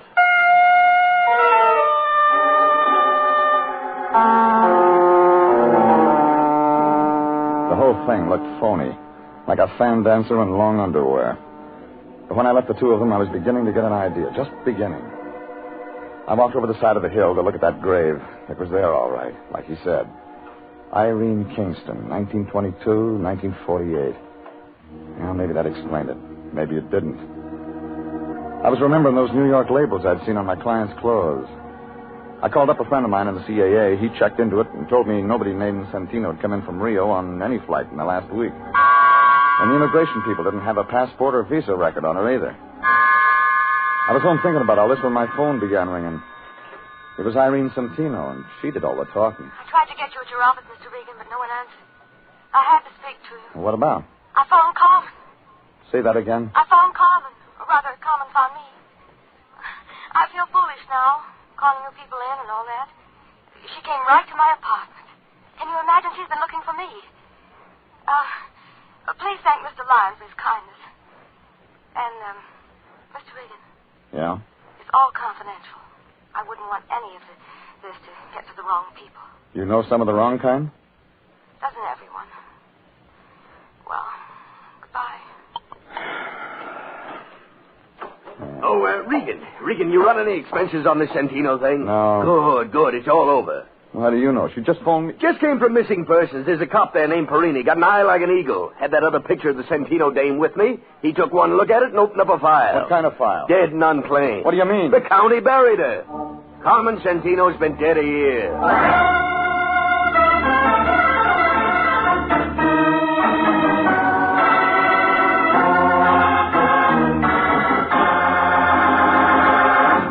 This is CBS, and you are listening to The Story of the Lady from Brazil, tonight's adventure with Jeff Regan, Investigator.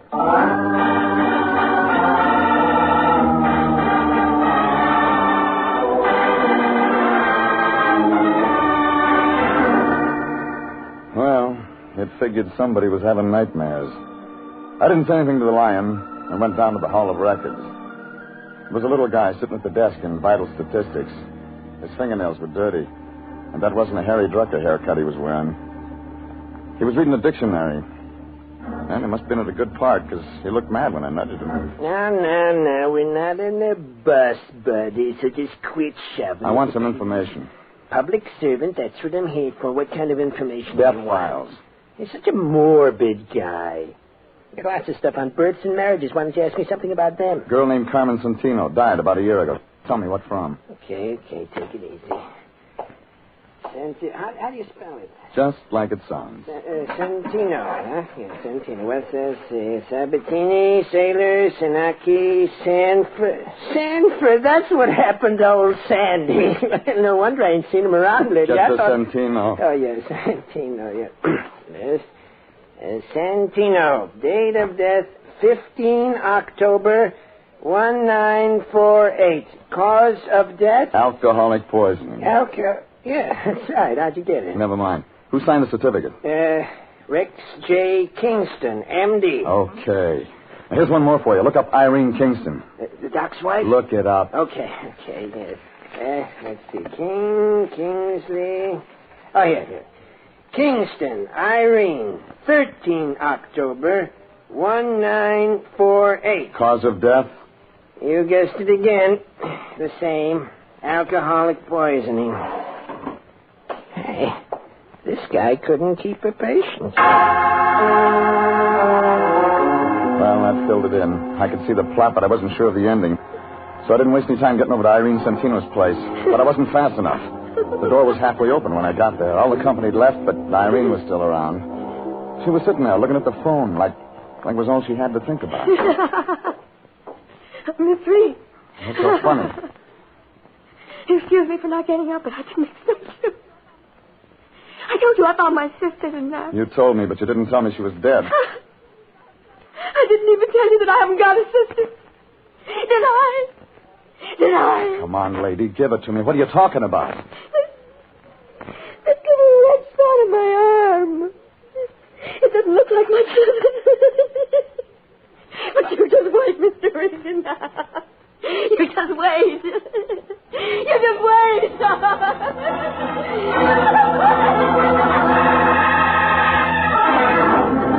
I found the doctor on the floor below. He grabbed his black bag and went to work on her. She quieted down to a slow, inside giggle. Then went out all the way. The doctor got a hold of an ambulance and carted her off to a hospital. They just wheeled her out the door when the lion showed up. Regan, did I see an ambulance out in front? That's right. Your client was in it. Huh? Somebody stuffed her full of something that made her giggle. I don't understand all this at all. I stopped by home to change to my dark suit so I could come by and bring Miss Santino the news of her sister's death. And what do I walk You can into? save your tears, Fatso. She didn't come from Brazil and she wasn't rich. That woman gave me $200 cash. There was nothing unreliable about her. We had a contract. Well, New Year's coming up. You can use it for confession. Now, see here, Regan. Look at this picture. Irene Santino. I have one just like it. All right, draw some glasses on it. Add about 6 or 7 years. I don't understand you, Regan. We're talking business, and all at once we're playing games. Look, when I came to see her tonight, she wasn't wearing her glasses. She looked a lot like the dame in this picture. Well, of course she did, naturally. That's her own sister. She never had a sister. Never had a sister? Then who did the county bury? That's what I'm going to find out from a certain Dr. Kingston.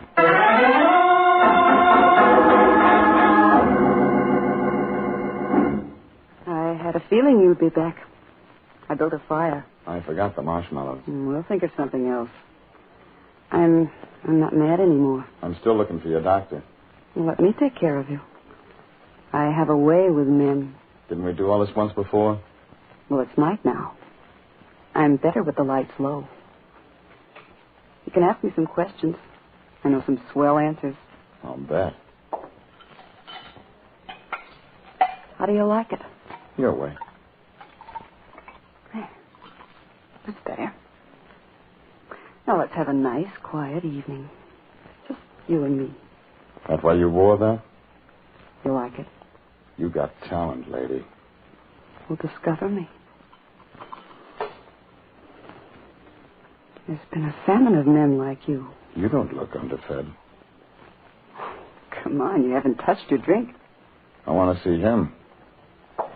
Oh, all right. We could have had such a nice evening. Rex. What is it? Mr. Regan's here again. Oh, yeah. Hello, Regan. Didn't I tell you I'd be out? You told me that, but you didn't tell me what I wanted to know. Had to go to Vital Statistics to get it. What? You don't have anything in your files about Carmen Santino, but you signed her death certificate. Now, you get this, Regan. I don't have to talk to anyone who comes here without a warrant, and you haven't got one. When I tell the city attorney's office what I've got, they'll have somebody out here to open that grave on the hill. What do you mean, Regan? Irene Kingston died 2 days before Carmen Santino of the same thing. Dr. Kingston signed both certificates, and he collects on his wife's insurance. Only I don't think his wife really died. I think that extra grave on the hill is window dressing. My wife didn't die, Regan. Where is she now? I don't know. But she could be around town using the name of Irene Santino. It was a shot in the dark, but it brought results. Kingston swung a lamp base around it, connected on the side of my head. When I came to, I was in a white room in the back of the house. Nothing worked. Irene, So I will you just lay please there. bring a bottle? Vivian was standing there with Kingston. He looked sick, like an ostrich with Will a sore you throat. please, Irene? He had a needle in his hand. I've got the shakes. You do it all right, Rex. Go ahead. The same treatment you two tried to give Irene. Should have stayed out, Regan. I wanted one more look at you, baby. I hate to see the nice ones go, but it'll be all over in a minute.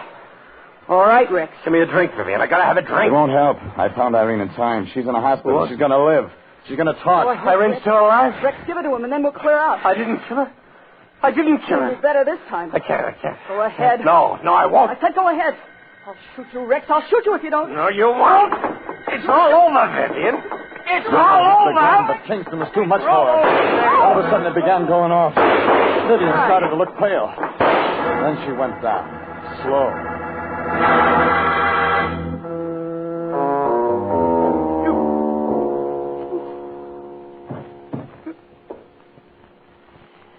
Oh, she deserved that. That's what you're going to tell the state? Regan, is Irene really going to live? That's what the doctor says. Oh, good. Regan, look, no, don't try to move. I gave you a shot of preparatory solution. You won't be able to move for another hour. I suppose I ought to run. You won't get far. I know. Listen to me. Irene is my wife. She's innocent of all this. When you tell the police the real story, I haven't got it all. I know it started with Carmen Santino. Oh, she stumbled in one night, dropped dead before I could do anything. Alcohol. Yeah. Before she died, she kept talking about a man named Martin. Lives over on Laurel. But I didn't get in touch with him. I had a better idea. She looked a great deal like my wife, Irene. It was really quite remarkable. The insurance. Yeah. Irene didn't want to do it, but she loved me, so she finally agreed to hide out in New York. I used one body for 2 death certificates, buried an empty box up on the hill. I was supposed to join Irene later. We were going to start a new life together. Vivian. Yeah. Vivian came along. I was drinking one night. She found out the truth. I was trapped. Would have stayed that way if Irene hadn't hired you. Well, it figures she made up that story about her sister from Brazil just to scare you into getting rid of Vivian. It worked, too. I'm scared stiff. Yeah, like that guy Martin said. Somebody gets scared, and then you... And everybody. Regan? Regan, can you hear me? Huh? Oh, sorry. Stuff's making me sleep. Yeah, that'll wear off. I'm going now, Regan. See that Irene gets a fair shake. I'll try. He picked up a bottle and started out the door. He didn't even look down at Vivian's body on the floor. I tried to move, but like you said, nothing worked. It was more than 2 hours before I could get to the phone and call homicide.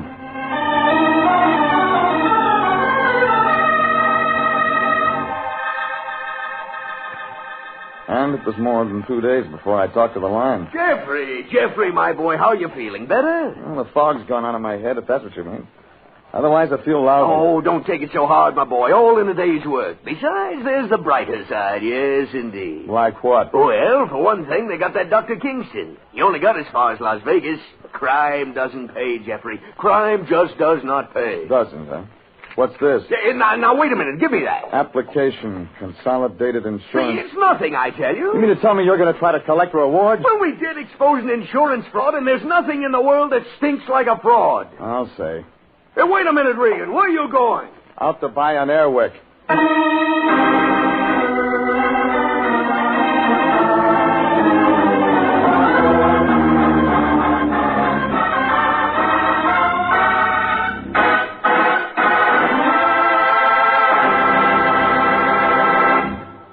Jeff Regan, Investigator, is written by E. Jack Newman, directed by Sterling Tracy, and stars Frank Graham as Regan, with Frank Nelson as Anthony J. Lyon.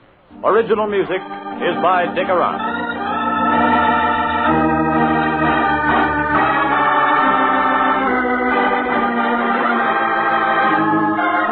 Jeff Regan, Investigator, is heard each week at the same time over CBS.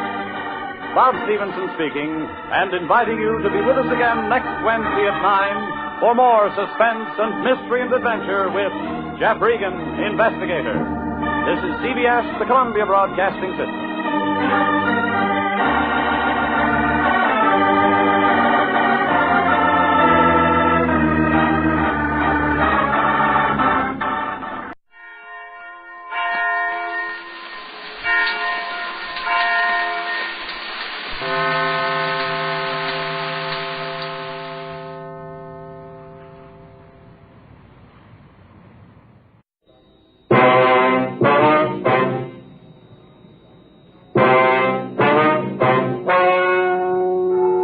Ladies and gentlemen, the story you are about to hear is true. The names have been changed to protect the innocent. Dragnet is brought to you by Chesterfield, made by Liggett and Myers. First major tobacco company to give you a complete line of quality cigarettes.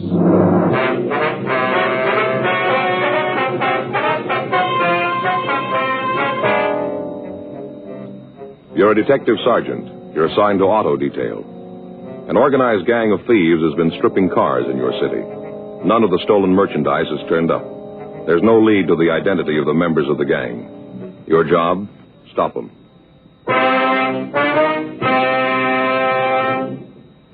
Smokers by the thousands are now changing to Chesterfield.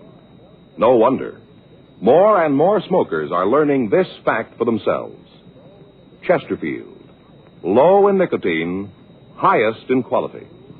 A published fact, proved by chemical analyses of the country's 6 leading cigarette brands. Chesterfield, the only cigarette ever with a record like this. Regular or king size, Chesterfield is best for you.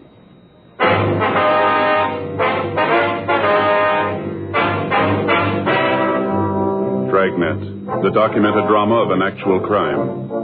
For the next 30 minutes, in cooperation with the Los Angeles Police Department, you will travel step by step on the side of the law through an actual case transcribed from official police files. From beginning to end, from crime to punishment, Dragnet is the story of your police force in action.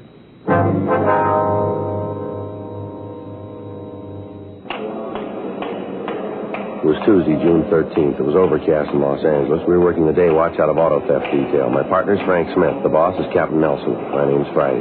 I was on my way into the office, and it was 7:52 a.m. when I got to room 45. Auto theft. Morning, Joe. Hi, Bob. You seen Frank? No, he hasn't come in yet. Oh, all right. Hey, Joe? Yeah. When Art gets in, tell him I'm down R&I, huh? Yeah, sure. Bob, how's it going? Oh, pretty good. What happened to you? Well, if it's all the same to you, I'd rather not talk about it. Got that, huh? You seen Joe? Yeah, he's over his locker. Thanks. Morning, Joe. What happened to you?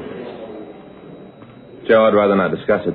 Well, what happened? All those scratches on your face there? Please, Joe. Well, I was just asking. Look pretty bad, huh? Joe? Yeah. I look pretty bad, huh? I thought you didn't want to talk about it, you said. If word about this gets out, Joe, I ain't ever going to live it down. Is that right? I've been had, Joe. Cop for 12 years, I've been had. Well, what's it all about? You won't spread this around, will you? Look, I just asked you what happened. Now, if you don't want to tell me, I'll go along with you. You don't have to say a word. Come on, let's get on the reports. What do you say? You better get in touch with Bowles when he comes in and try to check some of these out, huh? You're not even interested, huh? All right. You want to tell me about it? Well, if you really want to hear. Go ahead. Well, last night I took Faye down to the store. She had a little shopping to do. Small stuff, you know. Pot holders, dish towels, things like that. Yeah. I got a parking place right in front of the store, so I waited in the car for her. Mm-hmm. I was sitting there listening to the radio when this fellow walked up to the car. He leaned in the window and asked me if I had a minute. I told him I did and asked him what he wanted. Did you know the guy? Never saw him before. Didn't know him from Adam. Uh-huh. Right off, I could see the guy had trouble. How do you mean? Well, he looked real bad, like he'd been on a drunk for at least a week. His clothes were all rumpled up, looked like he slept in them for a week. You know how I mean. Yeah. What did this guy want to talk to you about? When I saw him, I figured he was going to put the bite on me, so I braced myself, you know. You braced yourself, huh? Yeah, you know. I'm a real sucker for hard luck stories. Faye's always telling me I should learn to stay away from those guys. She was just saying the other night that what does this guy want? Huh? Well, what do you want, this fellow that talked to you? Oh, well, he gave me this story about how he'd been on a bat and how he was broke and he needed some money to clean up before he went home. Mm-hmm. But he makes it real plain that he does not want a handout. Nothing for nothing. What do you suppose he meant by that? That's when he showed me the package. The package, huh? Yeah. What package? Well, the one he was carrying. Didn't I tell you that? No, you didn't yet. Well, you see, before I couldn't see it. Then he showed it to me. It's all done up in tissue paper, ribbons and all. Paper was kind of dirty, like he'd been carrying it for a long time. Ribbon was a little tired, but it was there. Mm-hmm. So he asked me if I wanted to buy it. That was this package. Well, what was in it? He asked me if I wanted to buy that. Well, what was in it? He took off the paper and he opened the thing up. And, Joe, inside is a brand new razor. Brand new. Worth $26 in town. What kind of a razor? Well, he said he'd let me have it for $20. No, what kind of a razor? Just a razor, the kind you shave with? Yeah, an electric razor. Oh, well, you didn't tell me it was electric. Didn't I say that, Joe? No, you said he let you have it for $20 just because he needed the money. Yeah. Well, happened that I didn't have $20, you know me, so I told him I couldn't make a deal. Then he left, huh? No, Joe. Now, look, you wanted to hear it. Will you let me finish? Well, it takes you a little time. I have to keep drawing you out here. I'm sorry, Joe. I want you to get all the facts. Mm-hmm. We're officers together. We talked back and forth for a little bit. Guy finally said that I looked like I had an honest face. That's a new approach, isn't it? Joe. Well. So finally he says you'll let me have the razor for $15. So I bought it. That's how you cut your face up, huh, with that new electric razor? Well, in a way. You see, I had to buy some blades last night, and since I had the new electric, I didn't do it. Well, you don't need blades for an electric. No, it wasn't for the electric, Joe. It was for the old one that I had at home. home. But you had the electric now. Sure, and once I had that in my hand, I didn't want any blades. Only thing I had in the house was a blade that was a week old. So I got up this morning, plugged in my brand new electric. What do you figure happened? Well, I'm going to take a real blind guess. It didn't run. How'd you know? Well, the same thing happened to Murphy over in robbery last month. There was a big laugh around here. You were one of the guys who laughed the most, don't you remember? Yeah. Oh, yeah, I remember now. It's miserable. Murphy know about this yet? No. I ain't about to tell him either. Mm-hmm. Friday, Smith? Yeah, Skipper. See you guys? Right. Close the door. Sit down. Thank you. What happened to you, Smith? It's a long story, Skipper. Well, you can tell me later. Why don't you guys take a look at this? What do you got there? Just saw Chief Brown on the way in. He's getting pressure from the corner pocket. They want this thing cleared up. What is it, Joe? Last few weeks, car stripping's taken a big jump. Not the usual line of stuff. Not just happening in certain neighborhoods. We got reports here from the Valley, Hollywood, Wilshire, all of the divisions. Same thing's happening all over town. Mm-hmm. Talk to the boys in the sheriff's office. They're getting it. Same in Burbank, Beverly Hills, Santa Monica. Doesn't seem to be any place they aren't getting to. How about the stolen stuff, Skipper? Any of it show up yet? Not that we can find. All the usual outlets have been checked. None of the loot can be bought. Any special kind of things being taken? Let him see those reports, Jim. Yeah, here. Thanks. Take a look. We're not messing with kids in this thing. The way the victims tell us, this gang can break into a locked car and lift the radio in under 10 minutes. They can pull all four wheels off a car in under 6 minutes. Insurance companies are screaming. They already got into the police commission. Chief Brown told me this morning he didn't care how we did it, but he wanted it stopped. Well, where do we start? Well, up to now, the investigation's been handled pretty much by the divisions. From here in, it's in your laps.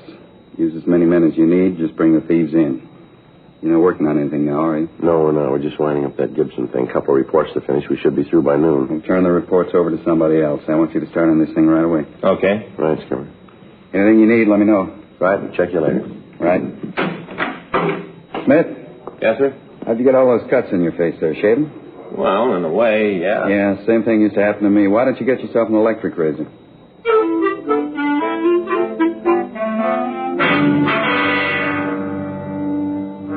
8:11 a.m. Frank and I asked one of the other men in the detail to take care of the reports on the case that we'd finished, and then we started through the statements we'd gotten from Captain Nelson. From them, we got a pretty good idea of how the car-stripping ring was operating. There seemed to be a definite plan for the thefts. Most of the stolen articles were in the luxury class. Only radios were taken from Cadillacs and Lincolns. Heaters were stolen from Chryslers. Special hubcaps from foreign cars were listed among the stolen property. We had the stats office make a run on the MO that we could piece together, but their information led us nowhere. In none of the reports was there a possible description of the thief. The times the cars were stripped and the locations where the burglaries occurred made it apparent that it was a large-scale operation. For the next 2 days, we talked to the victims. We double-checked the time of the thefts and the movement of the victims immediately preceding the car stripping. We asked about people loitering in the vicinity of the parked cars. None of the drivers who'd been victimized could supply us with any more evidence than they'd given us in their statements. Friday, June 16th. We checked the list of recent parolees from state penitentiaries and work farms looking for ex-convicts who'd been involved in cases of car stripping. The list of names we came up with were checked out, but they led us nowhere. In the meantime, the pressure from the citizens groups in the city had gotten worse. At the end of the first week we'd been working on the case, the value of stolen articles reached about $500 a day. Additional officers were assigned to patrol the streets. Radio cars doubled the number of field interrogations they normally made, and although several arrests were made, the possibles picked up apparently had no part in the activities of the organized ring. On Saturday, June 24th, we got a call from an ex-convict. He asked us to come out to his garage and talk to him. Come on back here, fellas. We can talk while I finish up. All right. Hey, quite a place you got here, Al. Yeah, I've been pretty lucky. Got just about all I can handle now. The way business is going, I'm going to have to take on some more help. How many men you got working for you now, Al? 2 full-time. Saturdays, I got a couple of kids who come in and help out with the wash jobs. Now, we can talk right here. Pull up a couple of those chairs. All right. There's a rag there on that bench if you want to wipe them off. They get a little dirty standing around. That's okay, Al. What do you want to see us about? Well, first off, I want to tell you guys that I appreciate the way you treated me when I fell. I'll never forget it. Real nice. Don't worry about it, Al. I read in the papers where you're getting a lot of heat on the stripping going around. Yeah, that's right. I just wondered how you're doing on it. Well, it's going pretty slow. Why, do you know anything? I got a couple of rumbles. You know, it's hard not to hear them. I heard that none of the stuff's been shoved, that right? We haven't seen any of it. Well, the way I get it, you aren't about to. Hey, hand me that socket wrench, will you? This one? Yeah, There you go. Thanks. Fella came in here a couple days ago. I knew him from before. He said he wanted to do business. He asked me if I was interested in some good buys of used radios. I told him I might be if they were good. He said these were the best, all GMs. Then he gave me the price. When I heard that, I knew something was off. What was he asking? I told him he could deliver 6 Cadillac radios for $28.50 apiece. I asked him where he got them. What did he say to that? He told me it wasn't any of my business. Said where he got them didn't make the radios play any different. What makes you figure he might be in on the operation we're after? Well, I told him that if he could make deliveries at that price, I'd want a lot more than a half a dozen. Yeah? Well, he said he couldn't supply them. Said that he only could spring 6. I asked him if he was working alone. He told me no. I figured I ought to give you guys a call. Might be something for you. You said you know him, huh? Yeah, from before. Say, you guys like a cold beer? No, Al. No, thanks, sir. Well, you mind if I have one? It's kind of hot. No, go ahead. Thanks. Day gets a little hot. You really notice it. Are you sure you guys don't want a beer? No. No, thanks.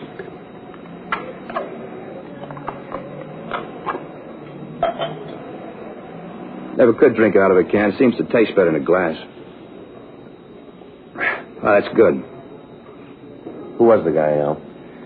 Oh, it's Manny Phillips. You know where you get in touch with him? I haven't got the slightest idea. Has he ever fallen? Yeah, I did time at Cube for GTA. Is he on parole?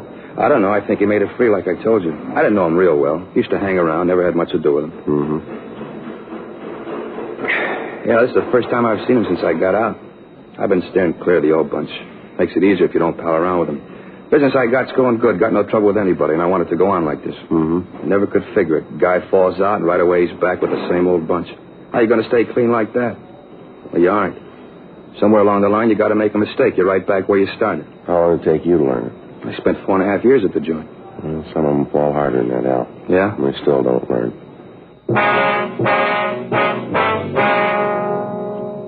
11:20 a.m. We called the office, and Sergeants Bob Beck and Officer Art Molnar came out to the garage to stake out in case the suspect came back. Frank and I took Al Woodson down to the city hall and checked the name Manny Phillips through R&I. From the packages that were pulled, we were able to get an identification of the man who'd offered the radios for sale.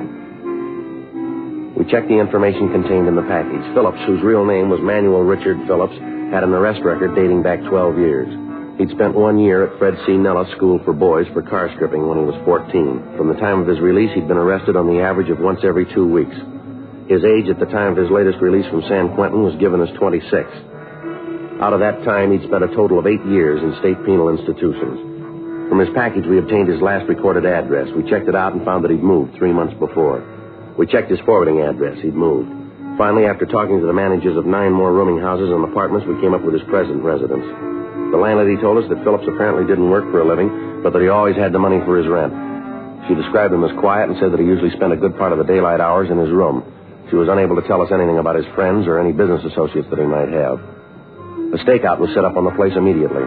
Because of the apparent size of the operation, it was decided not to attempt to take the suspect into custody at this time. Instead, Captain Nelson agreed that we should keep Phillips under surveillance and try to learn more about the car-stripping gang. For the next week, we followed Phillips. 24 hours a day, there were at least 2 officers tracing his movements. On 3 nights, he was watched while he stripped cars of expensive accessories. The area was put under a Code 5, so there would be no possibility of the suspect learning he was under observation. 11 days after the surveillance began, Phillips was observed to visit a large marine supply yard down in San Pedro. The next night, July 6th, he drove up to the place at 11:37 p.m. He parked his car in front of the gate and dropped the large bundle over the fence. Immediately afterwards, he returned to his room. The following morning at 8:06 a.m., we met with Sergeant Beck in Captain Nelson's office. What did you find out about the ownership of the supply yard? The license was issued to a Harry Swenson. Well, how about him? We checked the name through the I Bureau. Nothing on him there. Beck, you and Molnar come up with anything? Not that you haven't got. We staked out on the yard every night since we found it. Hasn't been a night that passes some car hasn't made a delivery of some kind. Got the license numbers of all the cars. They've all been checked out. We know who they are and where to find them. We've had a tail on Swenson every minute. Must have eyes in the back of his head. As soon as one of our men falls in step, he knows that the way he's acted, there isn't a thing we can prove. What's the DA's office say about it? We had lunch with Alexander yesterday, Skipper. Laid out the evidence we had. Yeah? Told us if we tried to take Swenson to court with what we've got, they'd laugh us out of town. Well, where does that put you? Well, really not much further than we were. We know who's behind the ring. We know where they're operating from. The big thing now is to find the plant. Unless we can produce the stolen merchandise in Swenson's possession, we haven't got a case that'll stand up. And no leaks about the plant? No, not that we can find.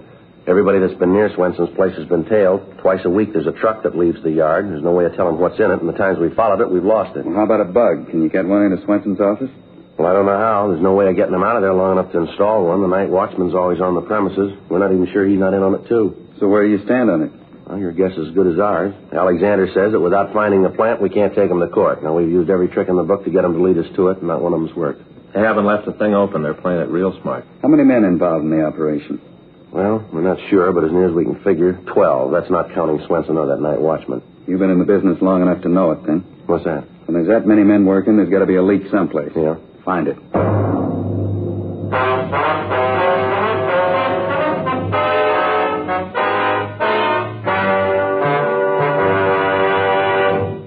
You are listening to Dragnet, the authentic story of your police force in action. At cigarette dealers, in vending machines, at supermarkets and stores coast to coast. Chesterfields, please. Smokers by the thousands. Yes, smokers by the thousands are now changing to Chesterfield, the only cigarette ever to give you 1. Proof of low nicotine, highest quality. A matter of record. 2. The only cigarette ever to give you this proven record with smokers. Again and again, over a full year and one half, a group of Chesterfield smokers have been given thorough medical examinations. The doctor's reports are again a matter of record. No adverse effects to the nose, throat, and sinuses from smoking Chesterfield. A responsible independent research laboratory supervises this continuing program. Chesterfield. Best for me, best for you.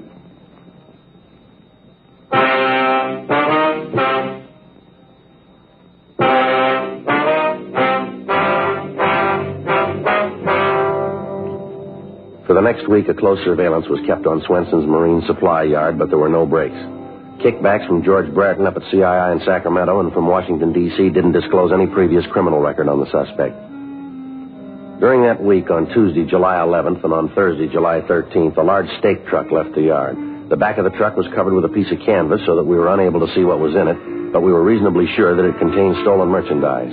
In scouting the neighborhood for a possible place to establish a more workable stakeout, we came across an empty office on the second floor of the building directly across the street from Swenson's place of business. Officers equipped with binoculars maintained a constant watch on the activities in the yard. After another week, the events that had been seen were reported to Assistant District Attorney Adolph Alexander, and he stated that if we could get pictures of the operation, we might be able to make a case that would stand up in court.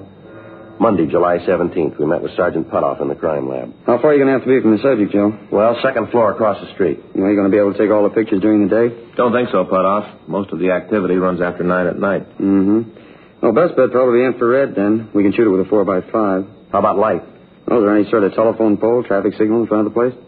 Yeah, I think so. The way I remember it, there's a phone pole about 10 feet to the left of the gate as you face the yard. Well, we can tie the lights to that, then. Well, any chance they could be spotted? Outside. We can put them up pretty high. Irregular lamp reflectors with heavy infrared filters. If you know they're there and look up, you're going to be able to spot them. Any chance of taking movies? Yeah, we can swing that. Life Magazine's been experimenting with a new fast film. Results I've seen with it are pretty amazing. All you need is one street lamp. We can use that. Well, if you have to string the infrared lights, wouldn't it be better to shoot the movies on that kind of film? Well, you'd get something. Film's pretty slow, though. It'd be better to use the stuff Life's come up with. All right, how long will it take you to set it up? Well, how careful do we have to be? Well, these guys are pretty cagey. If they get any idea at all, we're dead. Mm-hmm. Well, we can have a couple of men go out in the morning. We can outfit them as linemen.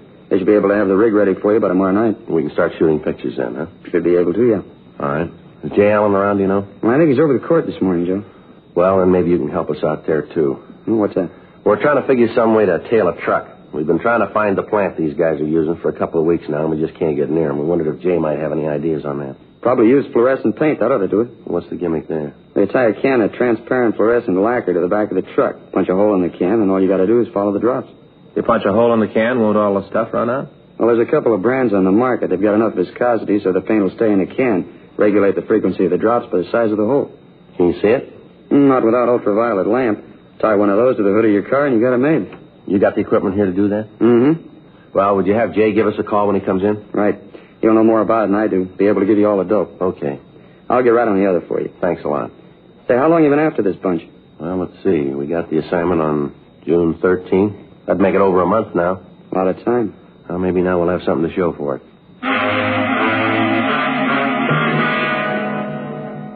The following morning, Tuesday, July 18th, 2 men from the crime lab installed 3 1,000-watt lamps in front of the Marine Supply Yard. The reflectors were equipped with heavy infrared filters. Test exposures from our position across the street indicated that whatever pictures we got would be recognizable enough as to be admitted in a court of law. The new fast film was obtained, and 16-millimeter cameras were installed in the window of the office across the street from Swenson's. We talked with Sergeant Jay Allen in the crime lab, and he went to work on the use of the fluorescent paint. After experimenting, he was able to come up with the correct size hole in the bottom of the can so that a single drop of the lacquer would fall from the can every 10 seconds. A portable ultraviolet lamp was obtained and was ready for immediate installation on our car. For the next 3 nights, we sat in our vantage point and we photographed all activity on the suspect's premises. The pictures were shown to Adolph Alexander in the district attorney's office, and he told us that they would play a large part in the prosecution of the case. However, he said that if we could come up with the hiding place of the stolen loot, a conviction would be assured. Tuesday morning, July 25th, 3:15 a.m., Frank and I took the can of fluorescent paint and climbed the fence into the supply yard. Back here. Right. Lousy thing, I didn't see it. All right, you better hold it a minute. Who's there? The watchman. Yeah. Better get back in the shadows. Yeah, come on, easy. Come on out, I know you're there.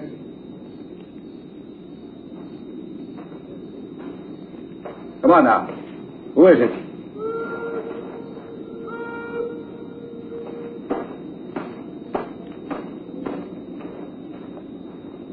That was close. Yeah. All right, let's go. The truck should be back in the shed. Right.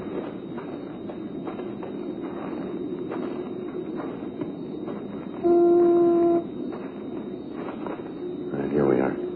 There's a can. You want to hang it? I'll keep an eye out. All right. Get this thing on here. Who thought up this handle? This don't work at all. Wait a minute. You bend it down? Yeah. Give me your handkerchief. Wait a minute. There's a sharp edge on this wire. Okay, here it is. All right, wait a minute. We still clear there? Yeah. How about that watchman? He went back. Right there we are. How about the stopper in the can? I got it in place. The first bump should knock it out. I hope so. It's got to work. All right, now let's try to get out of here. See if you can kick something else, will you, on the way? Tuesday night at 11:35 p.m., the stake truck pulled out of Swenson's Marine Supply Yard. Sergeant Bob Beck, Frank, and I were parked in an alley just down the street. We let the truck get a good 20-minute start on us, and then the ultraviolet lamp was attached to the hood of our car. Frank started the motor, and we pulled out into the street. Spot anything yet? No. Maybe the lacquer dried up around the cork, held it in place. That's a happy thought. Well, here's the corner. Which way? Well, wait a minute. Let's take a chance straight ahead, huh? All right.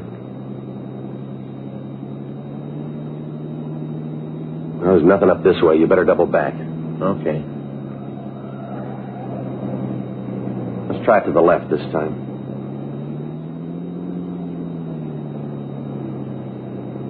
How about it? See anything yet? Go on up a little more, will you? Yeah, there it is. Yeah. Look at that stuff. It's really lit up. For the next 35 minutes, we followed the trail left by the fluorescent paint.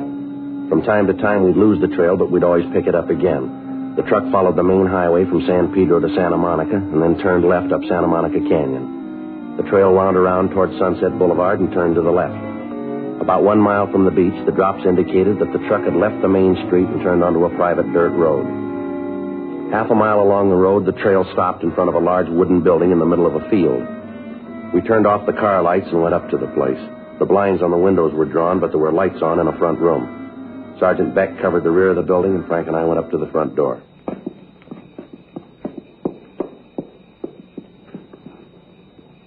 All right. Yeah. What are you doing in here? Police officers, you're under arrest. For what? Is there anybody else here in the building? What are you arresting me for? You want to check with Beck, Frank? Right. What are you doing coming in here like this? You got no right coming around kicking doors All right, in. save it, Swenson. How do you know my name? We've been watching you for a month now. Is there anybody else in this house? No. Do you own this place? I'm not answering anything till I see a All lawyer. right, you call it any way you want. We can find out. Got no right in here. I'm going to see my lawyer. You do that, Swenson. What's the charge? Burglary. You think you can make it stick? We're going to try, mister. Where's your evidence? You got to have evidence. We got it. There's nobody else here, Joe. Back room's full of stuff. Radios, heaters, tires, all here. So what? You can't put me away for that. All right, let's go, Swenson. Now, just a minute. Will you listen to me a minute? All right. Now, you got this all wrong. You're making a big mistake here. I intend to pay for every bit of that stuff back there. I'm going to pay for it. Yeah, that's right. You will.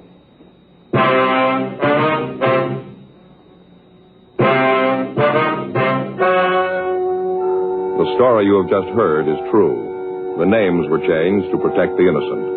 On December 12th, trial was held in Department 97, Superior Court of the State of California, in and for the County of Los Angeles. In a moment, the results of that trial. Now, here is our star, Jack Webb. Thank you, George Fenneman. Friends, we'd like to express our appreciation to all of you who've made our Dragnet theme song so popular. Whenever or wherever you hear it, we hope it'll remind you to try our Chesterfields. To join the thousands who are changing to Chesterfields and getting the one cigarette that's low in nicotine, highest in quality. Chesterfield. Best for me, best for you.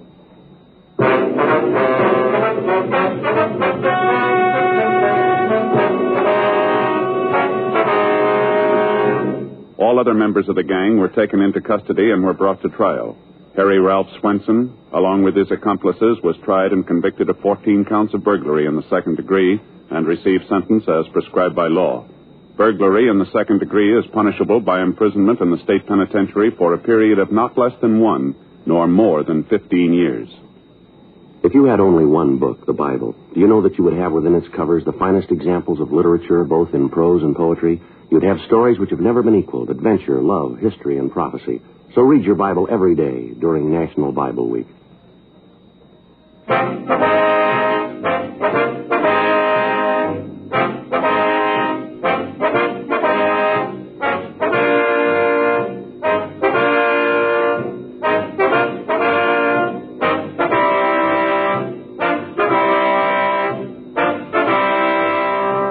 You have just heard Dragnet, a series of authentic cases from official files. Technical advice comes from the Office of Chief of Police W.H. Parker, Los Angeles Police Department. Technical advisors Captain Jack Donahoe, Sergeant Marty Wynn, Sergeant Vance Frazier. Heard tonight were Ben Alexander, Vic Perrin, Jack Crucian. Script by John Robinson. Music by Walter Schumann. Hal Gibney speaking. Watch an entirely new Dragnet case history each week on your local NBC television station. Please check your newspapers for the day and time. Chesterfield has brought you Dragnet, transcribed from Los Angeles.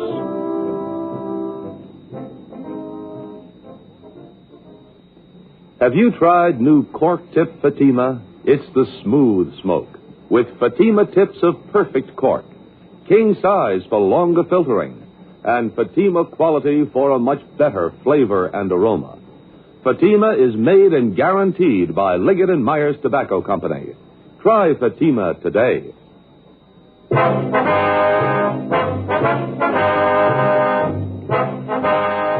Hear Frank Sinatra as Rocky Fortune tonight on the NBC Radio Network.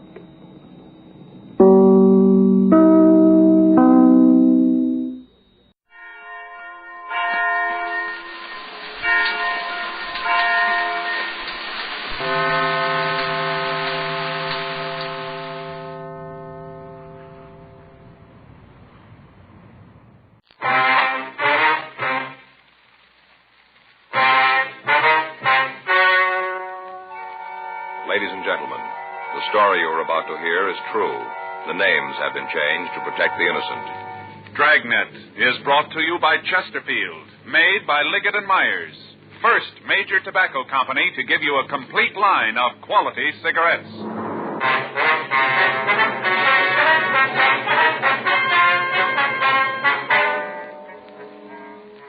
You're a detective sergeant. You're assigned to Bunko Fugitive Detail. An extortion ring is operating in your city. The victims are wealthy businessmen. The thieves claim they're policemen. Your job? Check them out. Friends, this month's Chesterfield poster features the world's greatest golfer, Ben Hogan. Now, here's what he has to say about Chesterfields. I'm a Chesterfield smoker, and have been for 7 years. The reason's simple. Chesterfield is the best for me. They're milder, and they taste great. Try them yourself. Take Ben Hogan's advice. Try Chesterfield, the only cigarette ever to give you proof of low nicotine, highest quality, and a proven record with smokers. Chesterfield, regular or king size, best for you.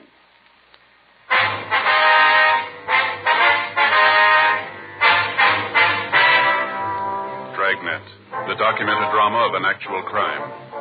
For the next 30 minutes, in cooperation with the Los Angeles Police Department, you will travel step by step on the side of the law through an actual case transcribed from official police files. From beginning to end, from crime to punishment, Dragnet is the story of your police force in action.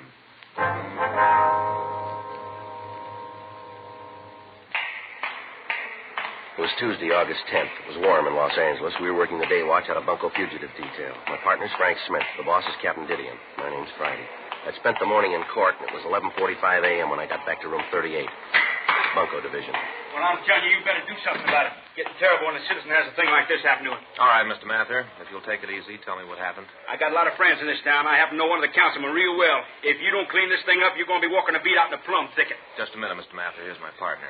Now, if you'll tell us what happened, maybe we can help you out. Now, you don't need no partner. Just go out and arrest them fellas. Go get them. What's the matter here? This is Mr. Keith Mather, Joe. It's my partner, Sergeant Friday. How are you, sir? Now, don't you come around here trying to smooth things over. I'm not going to be happy till them hoodlums are in jail where they belong. I'm telling you the same as I told this fella. You do something about this, I'm going to take it to the mayor. What's the matter here, Frank? I don't know. I'm trying to find out. Well, what you going to do about it? How about a cigarette, huh? Thank you. Here, I have a match. There you are.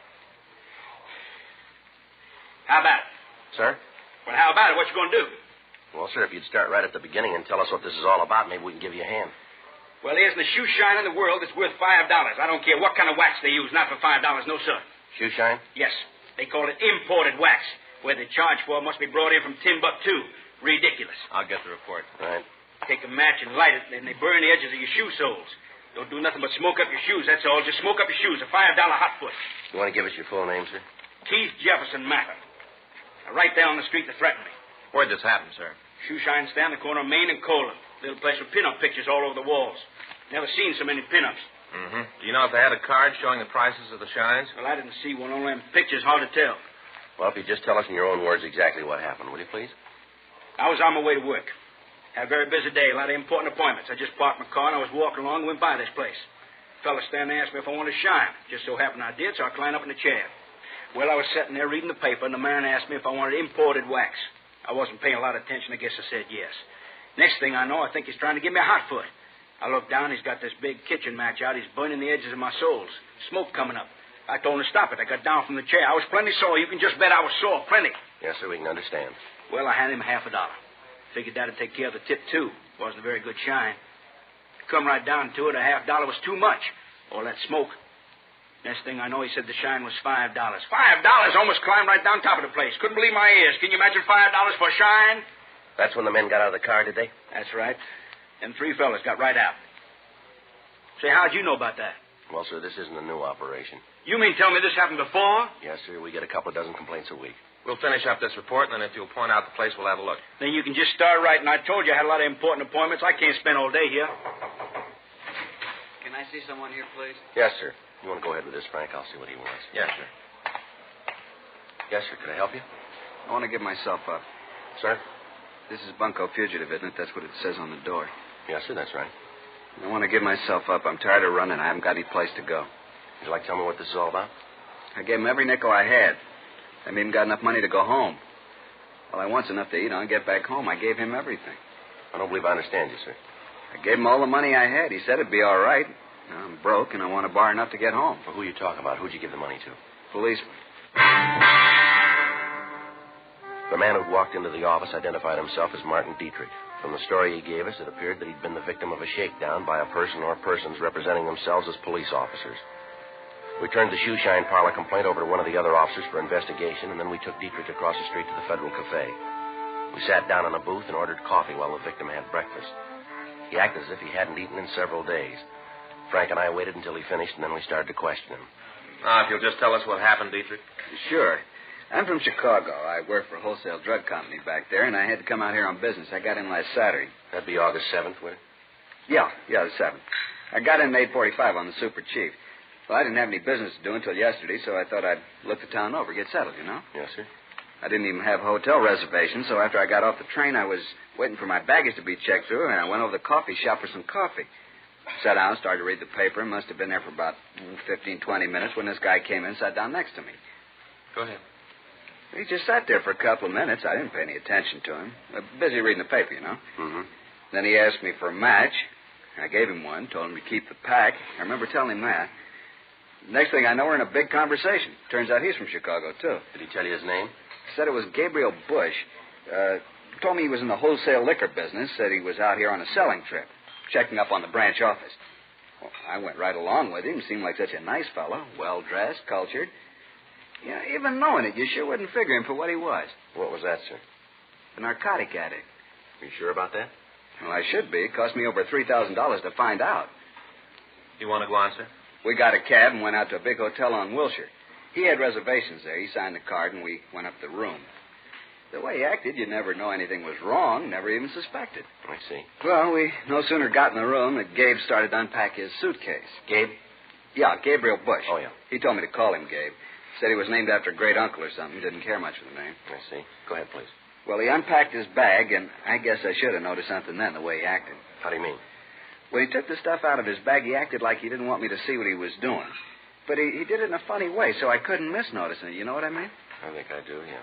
Well, he went into the bathroom, stayed in there a couple of minutes, and then when he came out, he had his sleeve rolled up, had a piece of cotton on his arm, like when they give you a transfusion. You know, here? Yeah. He had this little leather case, and when he went to put it away, he dropped it.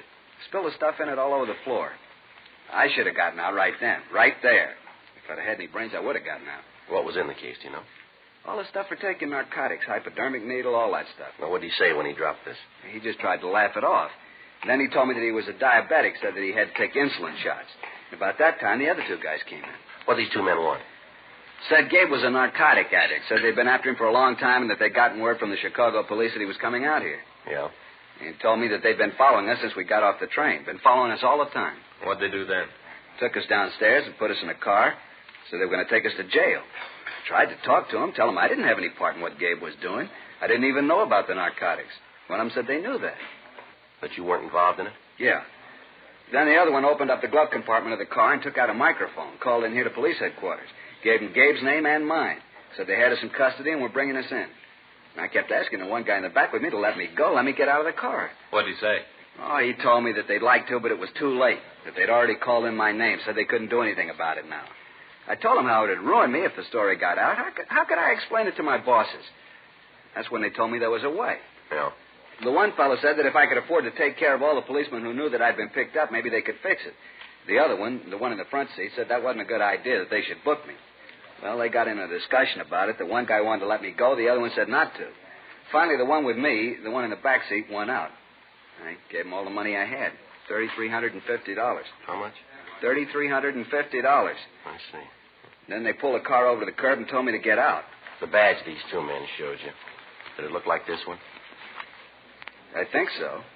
I was so worried I didn't get a real close look at it. I think it was the same. I see. Either one of them tell you their names? Not the one in the front seat. The one who wanted to let me go said his name was Lang. He said he was a sergeant. He tell you where he worked? Just narcotics, that's all he said. You gave him this money all in cash, did you? Yeah, all of it. Say, do you know him? You know these two officers? No, sir, we don't. You said they were policemen. The badges, the police car, even the radio. Did you hear anyone talk back to him on that radio? I don't remember. I was so upset about what was happening, I didn't pay any attention to what was going on. All I could think about was that I was going to jail for something I didn't know anything about. No, I don't remember. What kind of a car was it? A Chevrolet. What color? Sort of a light gray. Will you show us the hotel where all this happened? Sure, but I don't understand all this. The other two policemen said that if I gave them the money, everything would be all right. They said they could fix it up. Now, I don't want any trouble. All I want is enough money to get home. They said they'd fix the whole thing up. They told me there wouldn't be any trouble. No trouble. Yes, sir. You think they're really cops? I don't know, but they're wrong about one thing. What's that? There's going to be trouble. 12:52 p.m. We took the victim, Martin Dietrich, back to the city hall. We got in touch with Lieutenant Iannone, Internal Affairs Division. We filled him in on what had happened. He started an immediate check of all police officers in the city and the county. Working from the description we'd gotten from the victim, we notified the narcotics detail. They went to work on it. A local and an APB were gotten out on the suspects. We checked the name Gabriel Bush through R&I, but when the mug shots from the packages that we came up with were shown to Dietrich, he was unable to give us an identification. 3:15 p.m. We drove the victim out to the hotel where he told us the shakedown had occurred. In the company of the manager, we went upstairs. Come right in. This is the room. How about it, Dietrich? Yeah, this is where he brought me. Mr. Alden, do you know anything about the man who took this room? You mean Mr. Bush? Yes, sir. No, I don't. I do remember when he came in, registered with this gentleman here, had a reservation. I had the boy bring him up to the room. Yes, sir. Well, all the time Mr. Bush was signing the card, he was telling Mr. Dietrich here that there was a convention in town, how all the hotels were full up. Well, that's not right.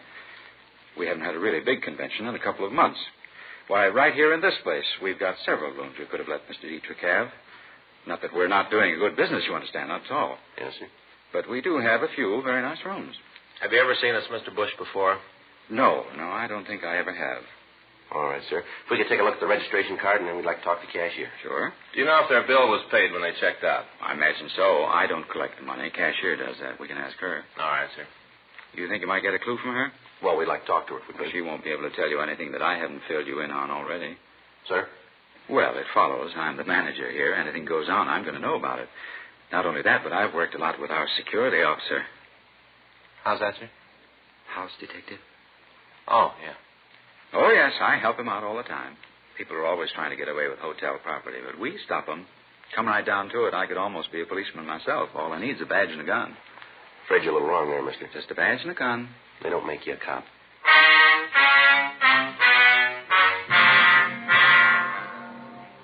4:38 p.m. We talked to the cashier at the hotel. She told us that the bill for the room had been paid by Gabriel Bush at 2:15 the afternoon of the shakedown, 3 hours after Martin Dietrich had turned over all his money to the thieves. She told us that the bill had been paid with cash and that she could give us no further information on the man. We obtained the registration card the suspect had signed when he checked into the hotel. In the usual processing of the card by hotel employees, it had been handled so much that lifting fingerprints from it was impossible. The card was turned over to Don Myers in handwriting to be checked. 5:20 p.m. The victim started to look through the photographs of police officers. Lieutenant Iannone's preliminary investigation had failed to turn up any police officers who matched the description of the shakedown men. A check with the officers from narcotics detail netted us nothing. They were still checking their sources of information to help us in coming up with a lead. 11:16 p.m. We took the victim out for dinner, and then we came back to the city hall and continued to go through the pictures. At 1:26 a.m., he finished the last book without finding the men who'd claimed that they were police officers. We checked out of the office, and Dietrich spent the night at Frank's house. The following morning, Wednesday, August 11th, 8:04 a.m., Frank and I met with Captain Didion in his office. Well, where are you on it? Not too far, Skipper. What have you got? Well, we checked the files. We're pretty sure that they aren't policemen. How about narcotics? They come up with anything? Not yet. They're still working on it. You need any extra men? No, not right now. We might later. I got Johnny DeBetta standing by. You can use anybody else you need, but clean this thing up. Where do you go from here? Well, we're getting descriptions out to all the hotels, warning them about the racket, asking them to call us if this Bush guy registers again. Doesn't seem like he'll use the same name again. No reason not to, Skipper. He doesn't know we're on to him. I suppose so. I got an idea last night. Might work. At least it'd be something to start on. All right. Well, it figures that the only men who'll go for this dodge have got responsible positions in their hometowns. If they didn't have, they wouldn't care about being brought down here along with Bush. Is that right? Yeah, that follows. They got to be from out of town so the con men can get rid of them fast. Yeah. Now, this Dietrich, he was picked up in the Union Station, right? Yeah, that's right. And if you're going to pick your men up, that's the place to do it. Try to nail them while they're setting the mark. Yeah, it might work. Be better if one of us was the mark, though. That's what I had in mind. You got any good luggage, Joe? Expensive looking? Well, I got a set my mother gave me last Christmas. Looks pretty good to me. We'll try it then. Smith, you'll work with DeBetta. Keep a tail on Friday from the time he gets into Union Depot. Joe. Yeah. Here's the timetable. What? Tomorrow morning you start riding the train.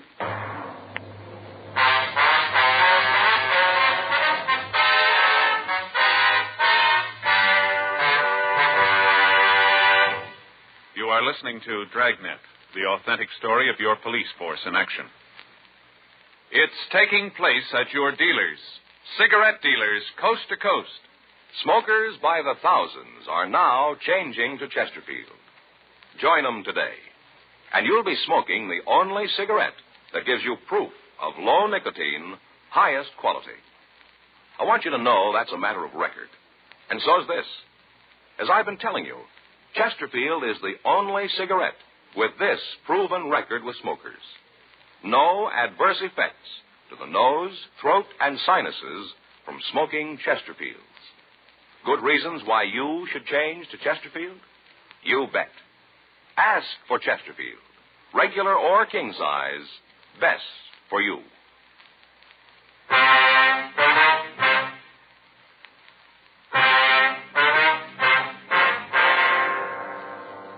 The following morning, Thursday, August 12th, I drove out to Pasadena.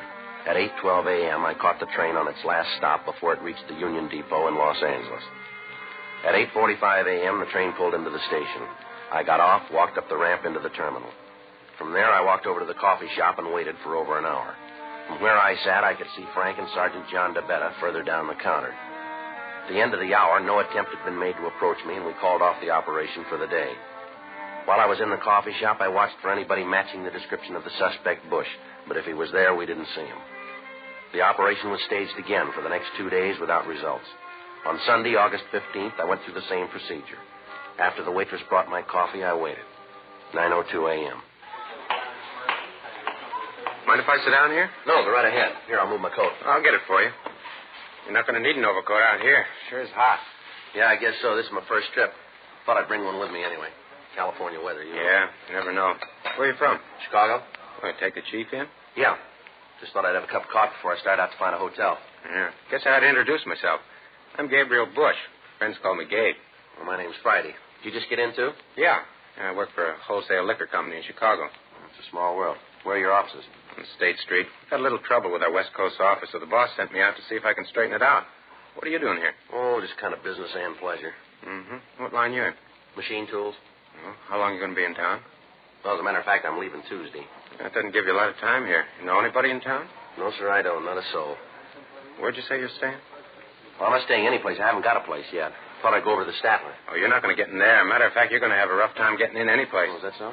Yeah, there's a big convention in town. No rooms to be had. I made my reservation a couple of weeks ago. The office out here took care of it. Oh, I didn't know it'd be that crowded. Should I tell you what? Yeah? Come on over to my hotel. You can park your luggage there, and I'll get in touch with a couple of friends here and see what they can do. Well, that's sure nice of you, but I don't want you to go to a lot of trouble. I'll find a place somewhere. It's no trouble at all. Can't let a fellow Chicagoan stand out in the cold. I'm sure the boys can find you a place. And you know, I sure appreciate all this. I don't think anything about it. Who knows? Maybe you'll be able to do something for me someday. Yeah, maybe I can. We walked out of the terminal and we got into a cab. I could see Frank and DeBetta following us. The address Bush gave the cab driver was out on Wilshire. We pulled up in front of the place. We went in. The suspect signed the registration card and we went upstairs. All the time he kept up a running conversation about how difficult it was to get a hotel room. The bellboy left our bags in the room and asked us if we wanted them opened. Bush made it apparent to both the boy and to me that he was the only one who was going to open his own suitcase. After the bellboy left the room, Bush laid his bag on the bed and snapped it open. He took out a small leather case, trying to keep me from seeing it, and at the same time making sure that I did. He went into the bathroom, and after about 2 minutes, he came out. He'd taken off his coat, and his left shirt sleeve was rolled back. He had a small piece of cotton on his arm. I feel a lot better now. What's the matter? Something wrong? Oh, no, nothing at all. You see, I'm a diabetic. I have to take insulin shots every so often. Oh, that's too bad. I'll get this back in my suitcase, and we can start looking for a room for you. Well, that's nice of you. Huh? Oh, here, let me give you a hand. I'll help you pick it up. Oh, no, it's all right. Don't worry about it. I can get it. Here, just a minute. I guess this spoon's part of it, isn't it? Oh, yeah. I didn't know you used a spoon for insulin. I'll get it. Wait a minute. Let me put this stuff away. Well, I'll open the door, see who it is anyway, huh? Yeah, what do you want? Police officers, you're under arrest. What for? Narcotics. What are you doing breaking in here like this? You got no right coming in a room like this. Knock it off, Bush. Been after you for a long time. We finally nailed you, and I don't bawl about it. This other fella a cop, too? Yeah, this is my partner, Roger Silby. Now, listen, I had no part in this. I just met this guy. If you want him, okay, but don't tie me in with him, please. Too bad, mister. Get your coat. And where are we going? Downtown. We got to book you. But I had no part in this. I tell you, I just met the guy just this morning down at the depot. I just met him. I'm not mixed up in anything. If my company finds out about this, it's going to cost me my job. Now, you guys got to give me a break, please. Should have thought of that before, mister. A little late now. Yeah, but if my boss hears about this, he's going to kill me. Come on, why don't you give the guy a break? He's telling the truth. I just met him. He's got no piece of the action. That's rough. Maybe next time he'd be more careful who he bums around with. Let's go. Oh, please, give him a break. You guys are all alike. You cry when you get tagged. Yeah, but this isn't right. Let's go. We're taking you in. Well, what's the charge? We'll tell you in jail. The two men had shown us badges when they came in, but they'd flashed them by so fast there was no way of taking a good look at them. They made Bush and I get our things together, and then they took us downstairs. As we walked through the lobby, I nodded to Frank and Johnny DeBetta. They followed us at a distance. The plan was that I'd get in the car with the suspects and then give them the money. After that, they'd be taken into custody. Until they'd actually taken the money, all we could prosecute them on was a charge of impersonating an officer. Once the currency was in their possession, we could prove extortion, a felony. After we left the hotel, we walked up Wilshire Boulevard, and we stopped by a gray Chevrolet. All right, get in. Is this a police car? That's right. I'll take this one in front with me. Okay. All right, get in. You're making a mistake. We'll let the judge worry about that. I'll call in and tell him we're coming in. Right. This is car 12-7, car 12-7. We have two prisoners in custody. We're taking them downtown for booking. Repeat, we have two prisoners in custody. We're taking them downtown for booking. All right, just sit back, mister. You got a long ride. What are they going to do to me? We just book you. After that, it's up to the court. Yeah, but they're going to let me go, aren't they? I don't know. They got a big drive on now about narcotics. Court's getting pretty rough. Had a guy up just last week. They caught him in a car with another fellow who was smoking marijuana. This one guy didn't even know it was tea. They really nailed him. Hey, how long did they give Jensen? You mean on that T-rap last week? Yeah. 5 years. Now, you see, they're really getting rough. Yeah, but you know I didn't have anything to do with this. You said that yourself. You know that. Listen, isn't there some way? There's got to be a way. I don't know. We don't like to see guys like you nailed, but the pressure's on us, too. We'd like to just let you out of the car, forget we ever saw you. We can't do it. Why not? Why can't you? Too many people know we picked you up. Well, who? Who knows it? Well, our office, for one. As soon as we spotted you and Bush at the hotel, we called them. Told them we were going to take you into custody. My partner just called in and told them we had you. People on the radio know it. Must be a couple of dozen. No, I'm sorry. There's nothing we can do. Sorry. It's a lousy deal. It's going to ruin me. You guys know that. I'll lose my job. I'll be through. I don't know. We'd like to help you out, but you can see there just isn't any way. But there's got to be. Sylvie? Yeah? How about it? Can't we just let him out? You tell me how we're going to get away with it. How are we going to explain when he isn't there to be booked? Oh, look, he's a nice guy. I don't want to see him get into trouble for something he didn't do. Neither do I, but how do you figure to square it? Well, you're bright cops. Come on, give the guy a break. Suppose we could take care of the watch, Commander.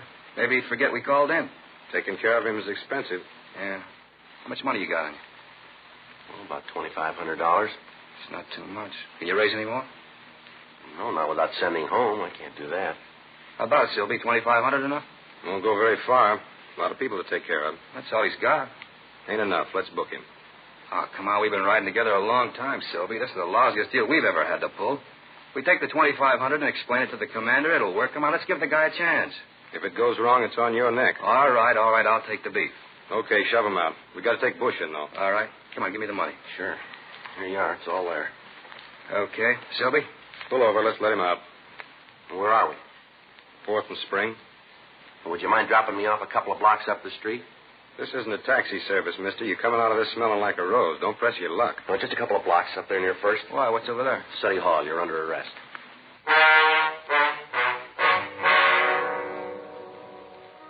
The 3 men were taken into custody, and then the marked money was booked as evidence. We got in touch with the victim, Martin Dietrich, and asked him to come down to the City Hall and give us an identification. He looked at the suspects and then stated positively that they were the men who'd shaken him down. That's them. You'll sign a complaint? You bet I will. I want to see him get theirs. Oh, it's all a beef, little con game, that's all. So we took the mark. Shut up, Lang. They still got to prove it. That ain't going to be hard with the help your friend Gabe handed out to them. Imagine being so dumb you pick a cop as a mark. Well, both of you went along with it. Oh, you're dumb, Gabe. Face it. All right, let's go. Come on, mister. Don't give me no orders, cop. You got me in custody, that's enough. Now don't order me around. I'll go when I'm ready. Come on, Lang. Hey, you know something, cop? I think I play the part better than you do. Now, I'm going to tell you something, mister. I want you to remember it. As a con man, you're a flop. You wouldn't know a mark if he came up and hit you right in the mouth. Besides being bad at that, you're a liar. The worst kind of liar. You go around telling people that you're a cop. You flash a tin badge and right off you're the law. You don't care what you do or who you hurt. I've been in this business a long time. I've seen a lot of 510s come across the desk here. Guys who take old women, cheap crumbs with a handkerchief switch in the smack game, but at least they don't try to hide behind a phony badge. We don't know how many people you pull this cheap deal on, but we're going to find out. We'll get every name there is, and then we'll make you on all of them. I live in this town. I work here, and I like it. There are 4,500 men in the city who feel the same way, all cops. Men are trying to prove that the law's here to protect people, not to cut them down. They spend every day of the year making up a good score, and you come along and tilt it. Every one of those people you hit thinks he's been taken by a cop now. A cop whose hand was reaching for money that wasn't his. You keep wearing that grin, Lang. See if you can still make it when we turn the key on you. Now, let's go. You want to take him outside, Frank? I'll be right with you. Yeah, come on.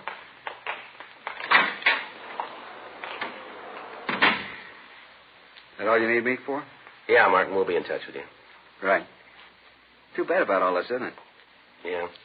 All those people that bunch took, they're always going to think those guys were real cops. Yeah, that's right. Never going to know. Of course, you can't blame them, not really. Look how they got to me. I guess there just ain't any way to tell if a guy flashes a badge, you know. How are you going to tell? Yeah, there's one way. How are you going to know he's a fake? When he asks you for money.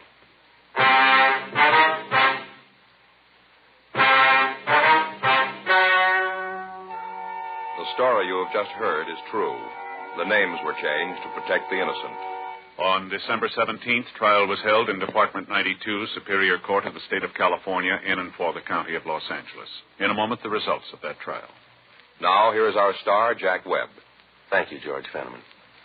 Friends, we'd like to express our appreciation to all of you who've made our Dragnet theme song so popular. Whenever or wherever you hear it, we hope it'll remind you to try our Chesterfields, to join the thousands who are changing to Chesterfields and getting the one cigarette that's low in nicotine, highest in quality. Chesterfield, best for me, best for you.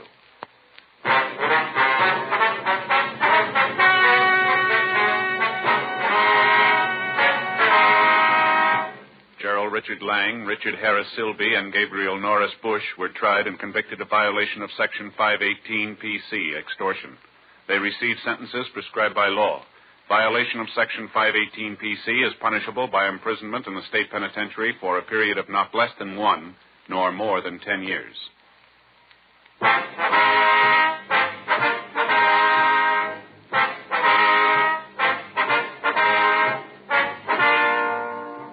You have just heard Dragnet, a series of authentic cases from official files. Technical advice comes from the Office of Chief of Police W.H. Parker, Los Angeles Police Department. Technical advisors Captain Jack Donahoe, Sergeant Marty Wynn, Sergeant Vance Brasher. Heard tonight were Ben Alexander, Vic Perrin, Herb Ellis, Paul Richards. Script by John Robinson. Music by Walter Schumann. Hal Gibney speaking. Watch an entirely new Dragnet case history each week on your local NBC television station. Please check your newspapers for the day and time. Chesterfield has brought you Dragnet, transcribed from Los Angeles.